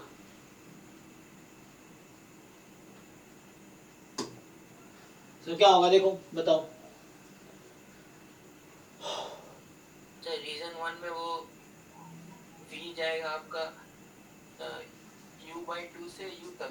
ये लाइन है तुम्हारा u बराबर 2v का, ठीक है, u बराबर v का। तो पहले तो ज्वाइंट वो लिख लेते हैं, ज्वाइंट लिख लेते हैं ना, तो ज्वाइंट क्या आएगा, ज्वाइंट का तो सिंपली जैकोबियन टाइम उस तरह से ना कुछ, so Jacobian time f of x y x को वाई उसके टर्म में, तो जैकोबियन निकालो, जैकोबियन कितना आएगा यहाँ पे 1 आ जाएगा। सो जैकोबियन आप जानते हो already, you find Jacobian, so Jacobian है ना, यहाँ पे एक्स वाई की वैल्यू आ चुकी है, जैकोबियन निकालोगे तो हाँ सर, 1 ही आएगा है ना, तो 1 आ गया, जैकोबियन निकाल लिया आपने, सो ये 1 आ गई, और पीडीएफ आप वही कंटिन्यू करो जो पीडीएफ है, यूवी के टर्म में लिखो बस, तो 2 ही था वो, तो ये तो 2 है, तो आपका ये 2 ही रहा। सो कहने का मतलब जैकोबियन तो 1 ही हो गया, तो पीडीएफ तो 2 ही रहा, 2 0 less than u minus v less than v less than 1, इस तरीके से है, ये वाला सपोर्ट लिख रहा हूँ। सो आपके पास अब ये हो गया 0 अदरवाइज, ठीक है यहाँ तक, तो ये आपका आ गया एफ यू वी, है ना, यहाँ इतना आसान सा नहीं है, आपको काफी वर्क करना पड़ेगा। सो ये रीजन हमने बना ही रखा है अभी, सो रीजन हमने बना रखा है इस तरह से, रफली ग्राफ बनाने की, ये 1 है, ये 2 है, ये 1 है, सो ये हमारा रीजन ना, सो ये हमारे पास है u और ये v एक्सिस है। तो आपको पूछा गया था u बताओ, एफ यू ऑफ u बताओ, सो सिंपली आप एफ यू ऑफ u निकालेंगे तो आप देख लेंगे, अच्छा तो ये जब रीजन लेंगे आप v के रेस्पेक्ट में इंटीग्रेट करेंगे, तो यही चीज इंटीग्रेशन में भी होता था जब चेंज ऑफ ऑर्डर करते थे, तो अपर कर्व और लोअर कर्व अगर सेम है पूरे रीजन में तो वो पूरा कंसिडर करेंगे। यहाँ क्या हो रहा है, जब आपका u 0 से 1 में है, जब आपका u 0 से 1 में है, तो आपके v क्या है, सो आपका v यहाँ से है ना, ये था u बराबर 2v और ये था u बराबर v, तब वो v लेना है, तो u/2 से u तक, है ना, यही है। और pdf 2d कुछ भी ले लो ना, क्या लिखो dv, क्योंकि u का है ना, हम मार्जिन निकालो, ज्वाइंट को इंटीग्रेट करेंगे v के रेस्पेक्ट में तो क्या होगा, u का मार्जिन आएगा। जो ज्वाइंट आपका है, ज्वाइंट को इंटीग्रेट करो, सो इस तरह से। और दूसरा केस होगा कि जब u आपका 1 से 2 में है, क्वालिटी कहीं ले लो ना, जब आपका u 1 से 2 में है, तो जब 1 से 2 में है तो आप रीजन देखो यहाँ पे क्या हो रहा है। सो ये आपका u बराबर 2 भी था, v बराबर u बाई 2 से, और ये लाइन आपका v बराबर 1 है। सो u बाई 2 से स्टार्ट तो हो रहा है, लेकिन ये 1 तक जा रही है, dv2 का इंटीग्रेशन। तो फाइनली आप इंटीग्रेट कर लीजिए, तो इंटीग्रेट कर लेंगे 2 time u minus u by 2, तो u आ जाएगा यहाँ 1 है ना, 2 माइनस 2 u बाई 2, तो u आ जाएगा 0। तो ये आ गया u जब 0 से 1 में है, ये आ गया u जब 1 से 2 में है, और ये अदरवाइज। ठीक है, देख लीजिए, किसी को डाउट है तो बताइए। तो कैसे ट्रांसफॉर्मेशन हुआ, तो x हमने है ना u x प्लस वाई दे ही रखा है, आपको v सेलेक्ट करना था, तो v सिंपली y ले लो, जैकोबियन से इजी हो जाए। अब इससे आगे हमारे पास ज्वाइंट आ गया, ज्वाइंट के लिए आपको है ना ये इससे जैकोबियन आ जाएगा, और यही वाला सपोर्ट आप यहाँ पे लिख दिए, इसका ग्राफ बना लो, तो ग्राफ बनाए ये आया। अब ग्राफ बना दिए तो ज्वाइंट आ गया, अब ज्वाइंट से मार्जिनल आ गया। ठीक है जी, देख लो, कोई डाउट है तो बताओ इसमें। सर वो x plus x minus y लेते तब तो ये होता, तब भी होता, थोड़े कॉम्प्लिकेट हो सकता आंसर, तब भी u का मार्जिनल सेम ही आएगा, u तो बदल नहीं रहा ना आपका, u तो सेम ही है, तो v बदल रहा है आपका, तो उसके हिसाब से u का फिर भी आंसर सेम ही आएगा, चेंज नहीं होगा। ज्वाइंट चेंज हो जाएगा, जो आप v अगर आप x माइनस वाई लोगे तो u v का ज्वाइंट चेंज हो सकता है रीजन में, लेकिन आंसर u का फिर भी आंसर सेम ही आएगा पीडीएफ, क्योंकि u x plus why he है, तो उस तरीके से आंसर सेम ही आएगा, ट्राई कर सकते हो। सो ठीक है ना, तो इस तरह क्वेश्चन कर पाओगे आप सिंपली ट्रांसफॉर्मेशन वाले। आपको एक ज्वाइंट दे रखा, पहले ज्वाइंट लिखना है यूवी में, फिर उससे मार्जिन निकाल सकते हो। इसी में क्या पूछ लेगा आपसे कि यूवी इंडिपेंडेंट है कि नहीं है, जैसे अभी क्वेश्चन है, तो इस तरह से आपसे पूछ लेगा, तो वो आपको देख के पता चल जाएगा। तो इंडिपेंडेंट में थोड़ा डिटेल्स और मुझे डिस्कशन करना पड़ेगा इंडिपेंडेंट का। सो जैसे हमने इंडिपेंडेंट देखा था, तो ठीक है ना, ट्रांसफॉर्मेशन ओके, आई थिंक एक दो क्वेश्चन किया, अभी पीवाईक्यू देखते हैं तो उसमें कैसे क्वेश्चन आए। उससे पहले इंडिपेंडेंस में जब हम लोग इंडिपेंडेंट इवेंट में डिस्कस कर रहे थे, सो दो तरह का इंडिपेंडेंस था ना, क्या क्या होता था इंडिपेंडेंट, दो चीजें मैं डिस्कस की थी, क्या क्या था, दो टाइप का इंडिपेंडेंट होता है, क्या क्या, म्यूचुअली एक्सक्लूसिव और म्यूचुअली एक्सक्लूसिव नहीं, एक्सक्लूसिव तो डिसजॉइंट हो गया, म्यूचुअली इंडिपेंडेंट और पेयर वाइज इंडिपेंडेंट है ना, दोनों अलग अलग है, दोनों सेम नहीं है, ठीक है ना। So pairwise independent and mutually independent, हालांकि डेफिनेशन वही है जो इवेंट के लिए था, क्योंकि रैंडम वेरिएबल इवेंट को ही तो नंबर पे कन्वर्ट कर रहा है। सो आपको अगर इवेंट के टर्म में बता दे तो मैं जस्ट रिमार्क के थ्रू बताऊं, so E1, E2, E3 are pairwise independent if and only if, कितने कंडीशन आते हैं इसके लिए,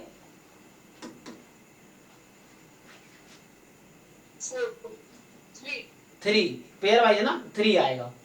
सो probability of E1 intersection E2 is equal to probability of E1 into E2,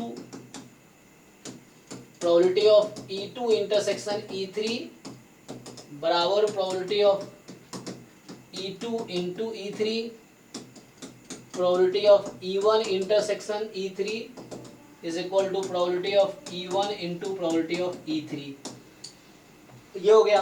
दूसरा, अगर E1, E2, E3 are independent, देखो सिर्फ independent लिखा होने का मतलब है म्यूचुअली इंडिपेंडेंट, अगर कहीं सिर्फ इंडिपेंडेंट लिखा हुआ है तो उसका मतलब म्यूचुअली इंडिपेंडेंट है, अदरवाइज पेयर वाइज इंडिपेंडेंट अलग से लिखा होगा, है ना, एक्सप्लिसिटली पेयर वाइज होगा तो एक्सप्लिसिटली लिखा होगा कि पेयर वाइज है, अगर सिर्फ इंडिपेंडेंट मतलब म्यूचुअली इंडिपेंडेंट है।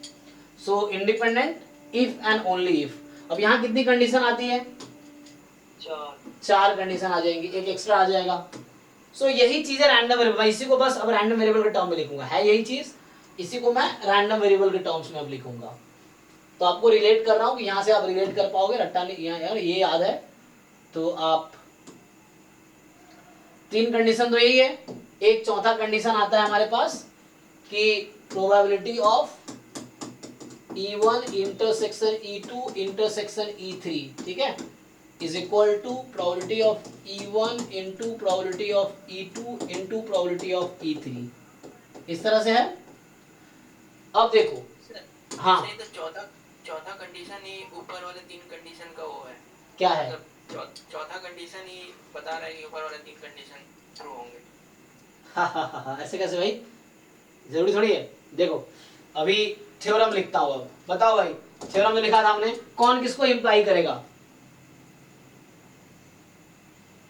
मतलब म्यूचुअल इंडिपेंडेंस सर म्यूचुअल है तो पेयर वाइज होगा। हाँ ठीक है, जो शायद था तुम यही कह रहे हो, अगर ये होगा तो वो होगा, मतलब ये अगर है तो ये एक्स्ट्रा कंडीशन है।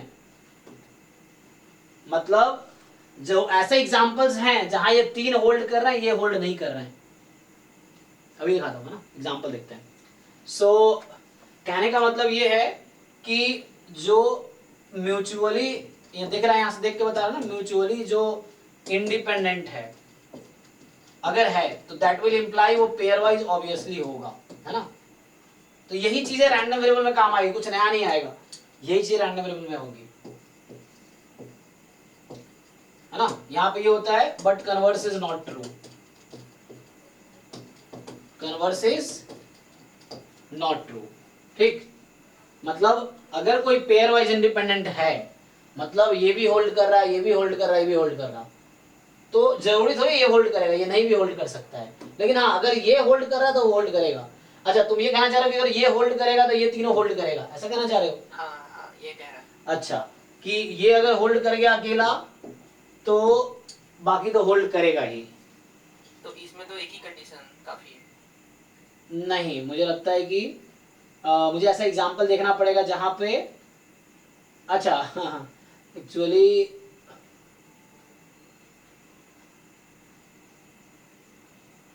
एक कंडीशन काफी है, एग्जांपल देखना पड़ेगा, फिर अलग से क्यों डिफाइन करना पड़ता है।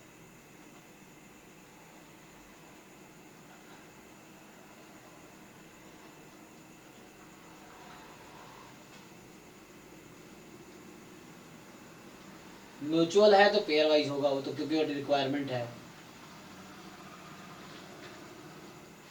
मतलब ये तुम कहना चाहोगे ये अगर होल्ड कर गया तो वो होल्ड करेगा ही। So how?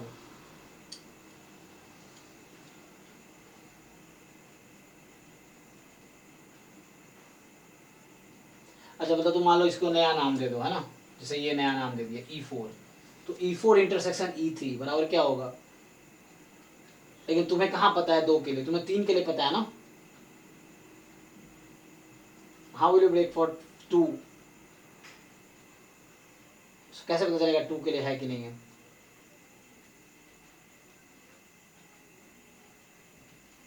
तो वैसा एग्जांपल देखना पड़ेगा, ऐसा कोई एग्जांपल है क्या जहां पे ये होल्ड करा ये ना होल्ड करा, तो स्टेटमेंट गलत हो जाएगा जो हम, है ना, जो तुम बोल रहे हो कि अगर ये, क्योंकि ये म्यूचुअली इंडिपेंडेंट में ये क्यों ये अलग से होता है फिर, वरना कहीं ना कहीं एग्जांपल मिलेगा, वरना क्या जरूरत है ये लिखने की, ये काफी था अकेला ही, है ना, तो ये ढूंढने की क्या जरूरत है इतना। सो कहीं ना कहीं प्रॉब्लम है। ओके, अब मैं यही चीज रैंडम वेरिएबल में लिखता हूँ, ठीक है। तो रैंडम वेरिएबल में क्या होगा कि जैसे 2 रैंडम वेरिएबल का कोई दिक्कत नहीं है, 2 रैंडम वेरिएबल है तो पेयर वाइज और म्यूचुअल तो कोई अलग डिफाइन करता नहीं है ना, पेयर वाइज में भी यही चीज आएगी, और म्यूचुअल की 2 ही है ना, 2 से ज्यादा रैंडम वेरिएबल है तो क्या होगा, जैसे 3 के लिए लिखूं मैं। सो हमें क्या डिफाइन करना है? Pairwise independence. So random variable let x1 x2 xn are या random variables x1 x2 xn are independent, मतलब pairwise independent if and only if. तो क्या होगा यहाँ पे कि 2 एट अ टाइम, है ना, मतलब ऐसा समझ लो आप f ऑफ xi, xj, यहाँ पे xi xj होगा, is equal to f of x i, मान लो x i into f of x j और एक्स जे, ऐसा होगा for all i different then j. सारे कवर हो गए कि पीडीएफ ऑफ x1 x2 बराबर PDF of x1 into PDF of x2, इस तरीके से। तो वेरिएबल यहाँ चेंज भी कर सकते हो, ये x से x से लिखने की जरूरत नहीं है, तो आप चाहो तो वैसे ही कुछ नया नाम दे सकते हो, है ना, लेट्स से x, y या x, है ना, मर्जी है, देख लो, तो उस तरह से है। तो ये काफी है पेयर वाइज के लिए। अच्छा, अब आते हैं mutually independent.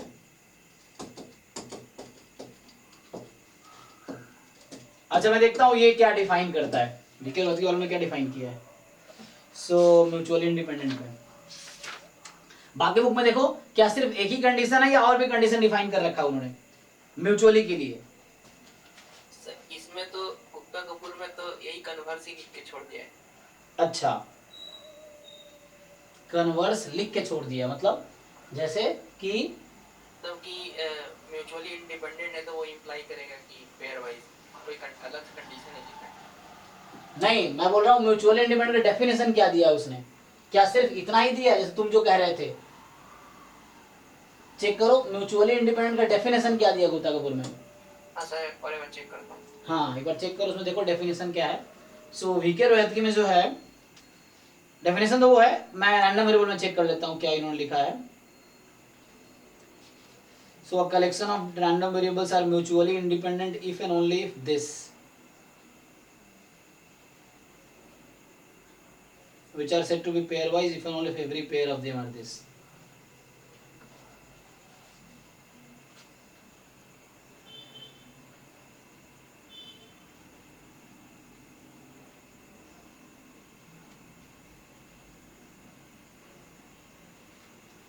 Every sub collection of these are also independent. ठीक है, रैंडम वेरिएबल में तो हो जाएगा। नहीं सर, दे रखा है 2 इवेंट के लिए भी। मतलब वो इवेंट के लिए दे रखा होगा रैंडम वेरिएबल में। रैंडम वेरिएबल नहीं, देखो मैं दो चीज पूछ रहा हूँ, एक तो हमने डिस्कस किया इवेंट का, तो इवेंट के लिए जब बात कर रहा होगा तो 2 वाला भी लिया होगा। अगर मान लो 4 रैंडम वेरिएबल है तो taken 2 at a time, taken 3 at a time and taken 4 at a time, वो सारे केस लिया होगा। मतलब अगर मैं, है ना, यहाँ पे 3 के लिए बात किया ना मैंने, अगर मैं 4 के लिए बोलता कि 4 रैंडम वेरिएबल आर इंडिपेंडेंट, तो यहाँ पे कितनी कंडीशन आती, 4c2 plus 4c3 plus 4c4, वही ना। तो हाँ सर, ये आएगा सर, इसने लिख रखा है कि A and B must be independent, B and C must be independent and A and C must be independent। 2 condition होनी चाहिए, मतलब जो आपने 3 लिखा है, एक ये कंडीशन और एक जो नीचे लिखा है ये, दोनों म्यूचुअली इंडिपेंडेंट बोलेंगे। हाँ, अब आते हैं रैंडम वेरिएबल पे। तो जब रैंडम वेरिएबल में मैंने पेयर वाइज तो ठीक है, रैंडम वेरिएबल में वो जो तुम कह रहे थे ना वो ओके है, इवेंट में जरूरी रैंडम वेरिएबल में हो जाएगा। तो रैंडम वेरिएबल में इतना लिखना काफी है रैंडम वेरिएबल में, ठीक है, बट इवेंट में जरूरी नहीं है। सो तुम अगर म्यूचुअल का डेफिनेशन देखो, है ना, सो म्यूचुअली है तो रैंडम वेरिएबल जो डिफाइन करते हैं ये लोग म्यूचुअली इंडिपेंडेंट का। सर n फैक्टोरियल ऐड होगा क्या? नहीं, इनफैक्ट क्यों, वो उसमें होता है, तुम ऑर्डर स्टैटिस्टिक्स का तुम्हें याद आ रहा होगा। अच्छा हाँ, वो ऑर्डर में क्योंकि वहां पे वो कर देते हैं, हाँ कि n random variable they can arrange in n factorial veg, है ना, यहाँ पे नहीं। सो ठीक है, तो ये इन्होंने जब पेयर वाइज तो डिफाइन किया है, ठीक है, वही मतलब क्या यहाँ पे क्या है, रैंडम वेरिएबल में जो तुम तथागत कह रहे हो वो रैंडम वेरिएबल में ओके है, वो रैंडम वेरिएबल केस में होगा, लेकिन इवेंट के केस में जरूरी नहीं है। सो यहाँ पे क्या है कि हमारे पास random variables x1 x2 dot dot dot xn है ना, so they are mutually independent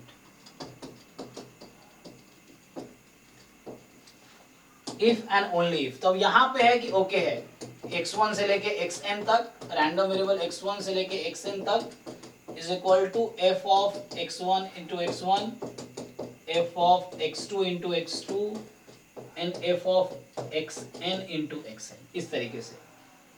so this holds, then it's fine. Theorem यहां भी वही होगा। सो थ्योरम कौन सा, कि mutually will imply pairwise और pairwise imply mutually. So theorem कौन सा होगा, है ना, यहाँ पे देखना थ्योरम कौन सा होगा। सो रिजल्ट क्या है बताओ, कौन किसको इम्प्लाई करेगा? पेयर वाइज जरूरी नहीं म्यूचुअली इंडिपेंडेंट है ना होगा, बट ये म्यूचुअल, मैं एग्जांपल देता हूँ। सो म्यूचुअली इंडिपेंडेंट जो होंगे, mutually independent implies, so this will imply pairwise independent, है ना, but converse may not be true.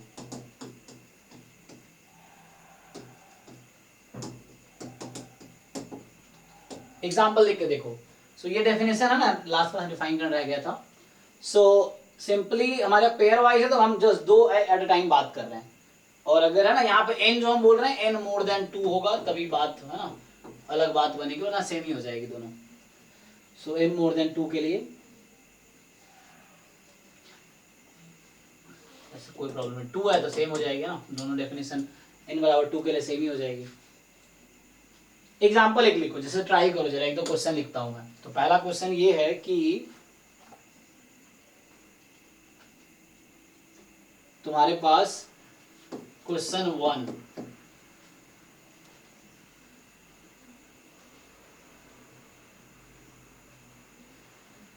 Sir वो डेफिनेशन लिख लो तो। हाँ एक बार लिख लो ताकि अप्लाई कर सको। अभी क्वेश्चन लिखूंगा मैं।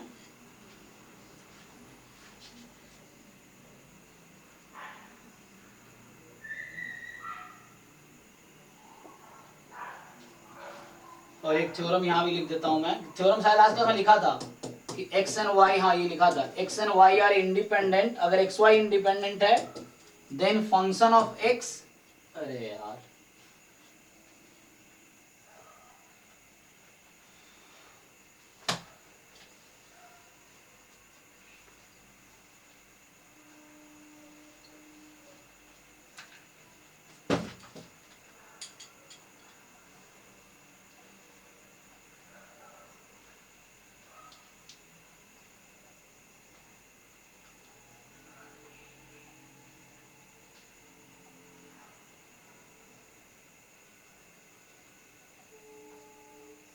एक्चुअली वो इलेक्ट्रिसिटी चली गई है तो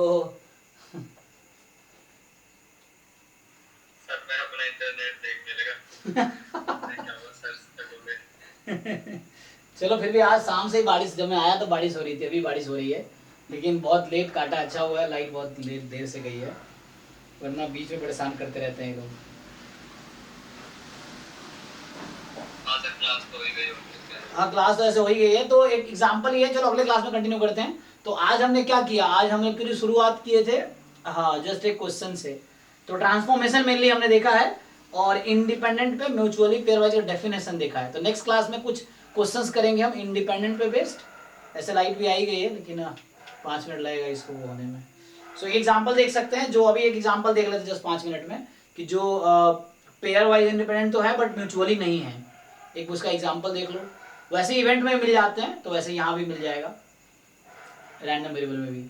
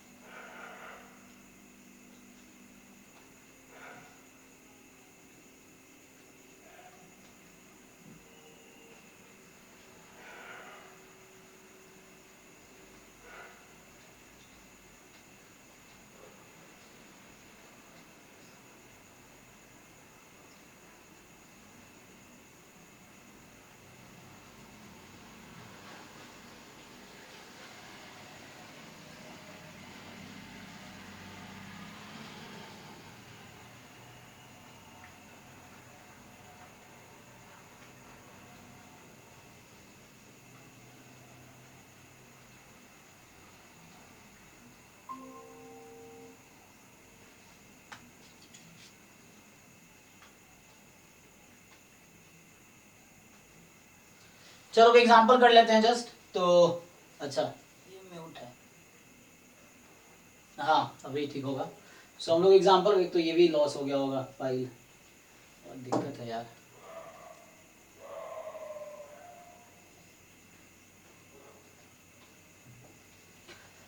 उसमें क्या था, जैसे मान लो इवेंट के केस में एग्जांपल है ना, कौन सा, जैसे मान लो तुम्हारे पास सैंपल स्पेस में है 1 2 3 4, तो E1 तुम ले लो 1 2, E2 ले लो क्या 2 3, और E3 ले लो तुम 3 1, इस तरह से, या 3 4 ले लो, चलो उससे होगा।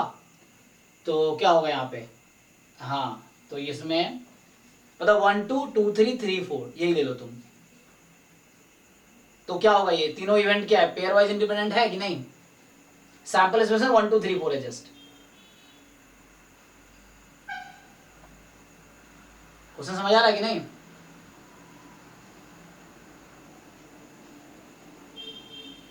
अरे मैं ऑडिबल हूँ कि नहीं तुम लोगों को। सर रिपीट कर दो क्वेश्चन। अच्छा मैं बोल रहा हूँ सैंपल स्पेस में 1 2 3 4 1 2 3 4, ठीक है। अब इवेंट मेरा है ए है set containing 1 and 2, B event is set containing 2 and 3, C is set containing 3 4, ठीक। तो मैं ये पूछ रहा हूं कि these 3 events are mutually independent और नॉट। क्या पेयर वाइज इंडिपेंडेंट है, क्या म्यूचुअली इंडिपेंडेंट है, ये चेक करना है। पेयर वाइज तो है, म्यूचुअली नहीं है। ओके तो वही, तो वैसे एग्जांपल यहाँ भी मिल जाएगा। Yes sir. तो वैसे ही एग्जांपल यहाँ भी मिल जाएगा कि पेयर वाइज इंडिपेंडेंट तो है, वो म्यूचुअली नहीं है।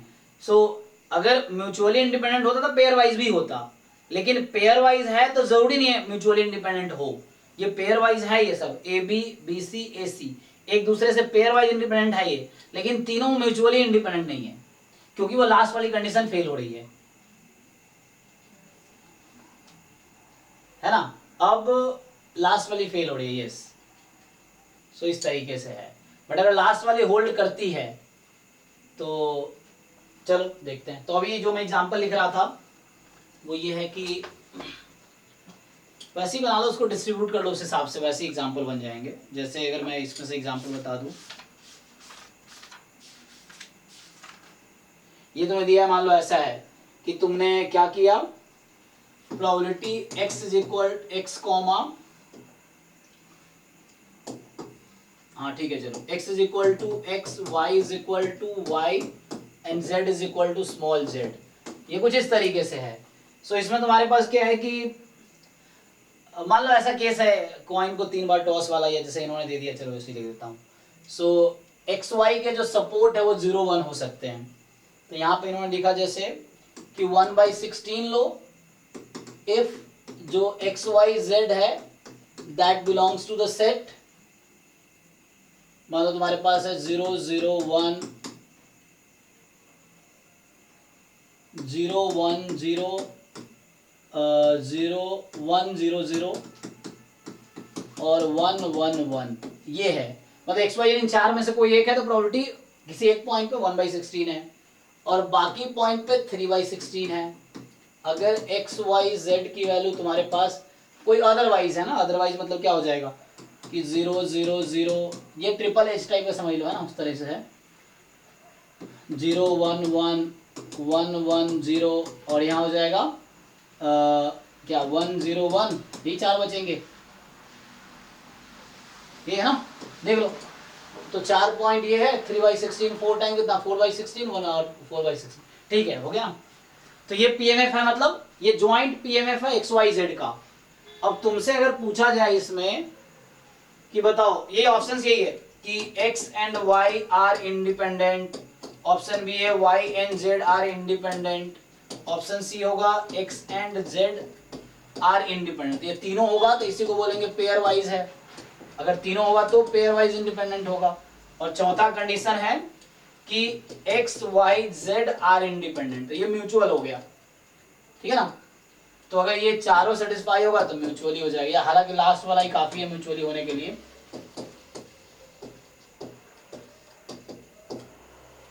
चेक करो जरा।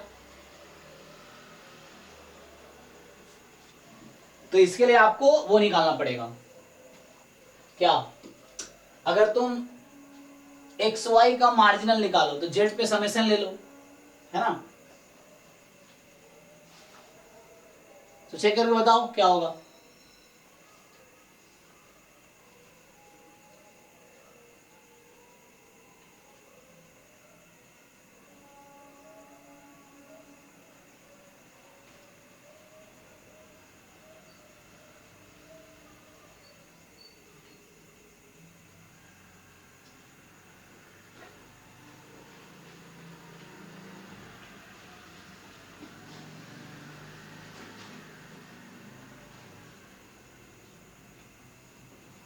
तो इसको चेक करना, एक्स वाई इंडिपेंडेंट है, वाई से रही है और ये फेल हो जाएगा, ठीक है। उसका सिंपल लॉजिक ये है, देख लो एक बारी। अगर तुमसे मैं पूछ लूं x बराबर 0 की प्रोबेबिलिटी कितनी है, ये बता सकते हो? तो सिंपली देख लो ना कि 0 0 कहां पे है। सो 1 2 3 4 यही है ना। सो 2 बार ये हो जाएगा 2/16 और 2 बार ये हो जाएगा 6/16। कितना आ गया ये 1/2। सिमिलरली y बराबर 0 ये भी 1/2 आएगा, z बराबर 0 ये भी तुम्हारा 1/2 आएगा। चेक करो सेम सिमिलर तरीके से कि x 0 कहाँ कहाँ है ना, उससे देख लो। ये हो गया, तो ये तुम्हारा क्या आ गया, ये तुम्हारा अभी x अभी 0 पे हर पॉइंट का मतलब वो आ गया, ऐसे 1 पे आ जाएगा। Same he each random variable has 2 point, मतलब सपोर्ट में 2 ही वैल्यू है, 0 या 1, तो 1 1 पे भी हाफ आ जाएगी।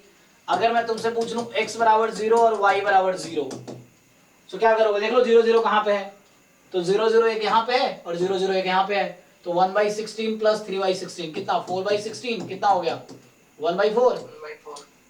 तो देखो ये होल्ड कर रहा है, तो this into this is equal to joint. Similar तरीके से बाकी भी चेक करके देख सकते हो तुम, मतलब x0 y0, तो यहाँ से 1 पे भी सेम ही मास आएगी ना, हाफ हाफ हाफ।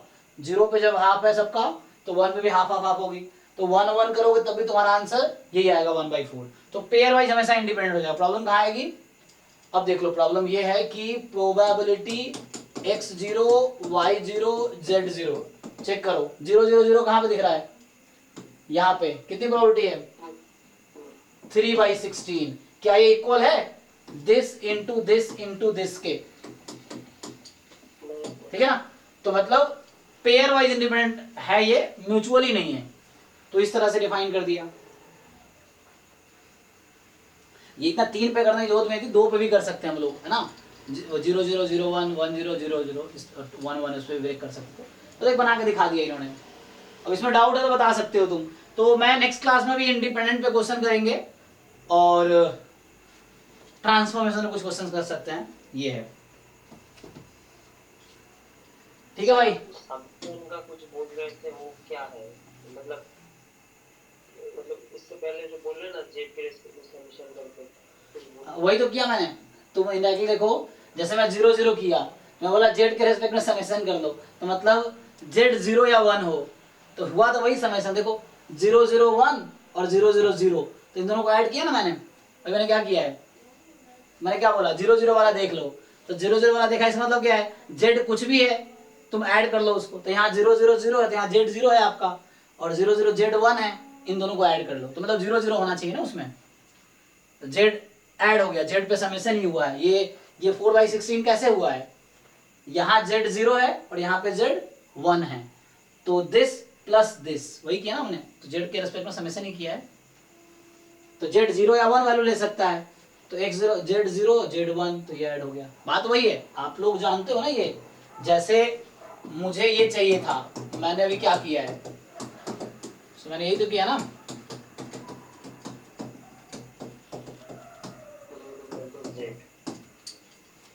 ये तो किया मैंने। तो जेड के पास 2 ही वैल्यू है, 0 या 1, तो एक बार बनेगी 0 0 0, एक बार 0 0 1। अगर उस तरह से होता x y, कोई बात नहीं, x y, ठीक है ना। ऐसे ही है, जैसे अब x = x मैं ले रहा था, मैंने क्या किया उसमें, आप देखो तो इनडायरेक्टली यही किया है, ये हो गया। तो समेशन एक जेड पे और समेशन वाई पे, वही तो किया है। जो जगह 0 वाला देख लो, जब 0 फाइंड कर रहे तो बोला x 0 कहाँ कहाँ है, हर जगह ऐड कर दो, सबको ऐड कर दो, तो बाकी जो भी है सब पे समेशन कर दिया मैंने, मतलब ये है, ठीक है ना। तो मैंने प्रॉब्लम प्रैक्टिस करो, वही कह रहा हूं, प्रॉब्लम प्रैक्टिस करो, उससे आपको ये क्लियर होगा कि आपका कॉन्सेप्ट किस हद तक क्लियर है। है ना, किस लेवल के क्वेश्चंस तक कर पा रहे हो, तो उसी लेवल तक के तुम्हारा कॉन्सेप्ट क्लियर है, उस तरह से है। सो क्वेश्चंस के थ्रू तुम्हें समझ आएगा। तो डिफरेंट है ना, मतलब एग्जाम पहले तो हमारा रिक्वायरमेंट, मिनिमम रिक्वायरमेंट है कि मुझे जैम के सारे क्वेश्चन सॉल्व होने चाहिए, गेट के क्वेश्चन सॉल्व होने चाहिए, मिनिमम रिक्वायरमेंट है। उसके बाद और भी ट्राई करेंगे नॉन पीवाई असाइनमेंट या डिफरेंट एग्जाम्स के क्वेश्चन, लेकिन ये दोनों सॉल्व होने चाहिए, ये है। ठीक है, चलो तो अभी के लिए यही स्टॉप करते हैं। Thank you and good night. ठीक है, कल में क्या है, कल का क्या है, तुम लोग इंटीग्रल करके आना, कोई डाउट रह गया ठीक है, नहीं तो लीनियर अलजेब्रा स्टार्ट करेंगे। ठीक है, सो ये है। हाँ सर, तो इस महीने लीनियर अलजेब्रा कंप्लीट हो जाएगा, तो मैथ्स पोर्शन खत्म हो जाएगा थ्योरेटिकली, क्वेश्चन तो चलता रहेगा। फिर सर आप रेगुलरली क्लास लोगे स्टैट्स? हाँ, स्टार्ट तब तक खत्म नहीं हुआ तब तक, फिर उसके बाद वो बहुत सारे काम है, अभी तो सिलेबस चल रहा है, सिलेबस और पीवाई क्यू भी चल रहा है टॉपिक वाइज। उसके बाद रिवीजन एक बार होगा, असाइनमेंट्स वो डिस्कशन होगा सारा एक बार, और असाइनमेंट्स जो है उसका डिस्कशन होगा। हाँ सर, फिर तो नेक्स्ट मंथ तक हो ही जाएगा। हाँ, फिर वो रिवीजन होगा। रिवीजन में क्या होगा, मतलब असाइनमेंट दे दूंगा मैं, कि मान लो जैसे मैंने अभी दीप का ही दिया, दीप के 12 असाइनमेंट है, तो वही असाइनमेंट मान लो फॉर एग्जांपल, वैसे ही हमारे पास भी हर टॉपिक के असाइनमेंट मिलेंगे अभी, वो होंगे, तो वो करके आओ, क्लास में डिस्कशन करेंगे। तो ऐसे कर करके डिफरेंट टॉपिक का असाइनमेंट हो गया, तो एक एक टॉपिक का डिस्कशन होके एक महीने में पूरा टॉपिक रिवाइज हो जाएगा थ्योरी असाइनमेंट के थ्रू, हो गया। फिर उसके बाद पीवाईक्यू फिर स्टार्ट करेंगे ईयर वाइज, जैम गेट का तो क्रैश कोर्स में हो जाएगा। टेस्ट चल ही रहा है, चलता टेस्ट थोड़ा फास्ट हो जाएगा बाद में, सप्ताह में 3-4 टेस्ट, नवंबर के बाद डेली टेस्ट हो जाएगा एक एक, इस तरह से, तो वैसा है। हाँ सर, वो कर देना, ये सही कह रहा हूँ, तो सेटिंग की आदत हो जाएगी। हाँ, तो टेस्ट देते रहो, तैयारी हो ना हो देते रहो, फिर डाउट डिस्कस करते रहो, फिर क्या डाउट ही चलता रहेगा, 6 दिन 7 दिन लगातार चलता रहेगा, 7 दिन डाउट ही चलेगा, क्योंकि सिलेबस हो ही चुका है। तो टेस्ट या assignment, test assignment, doubt doubt चलता रहेगा, यही रहेगा। या बाहर के क्वेश्चन हो तो इस तरह से बस प्रॉब्लम सॉल्व करते रहो। ठीक है, चलो गुड नाइट।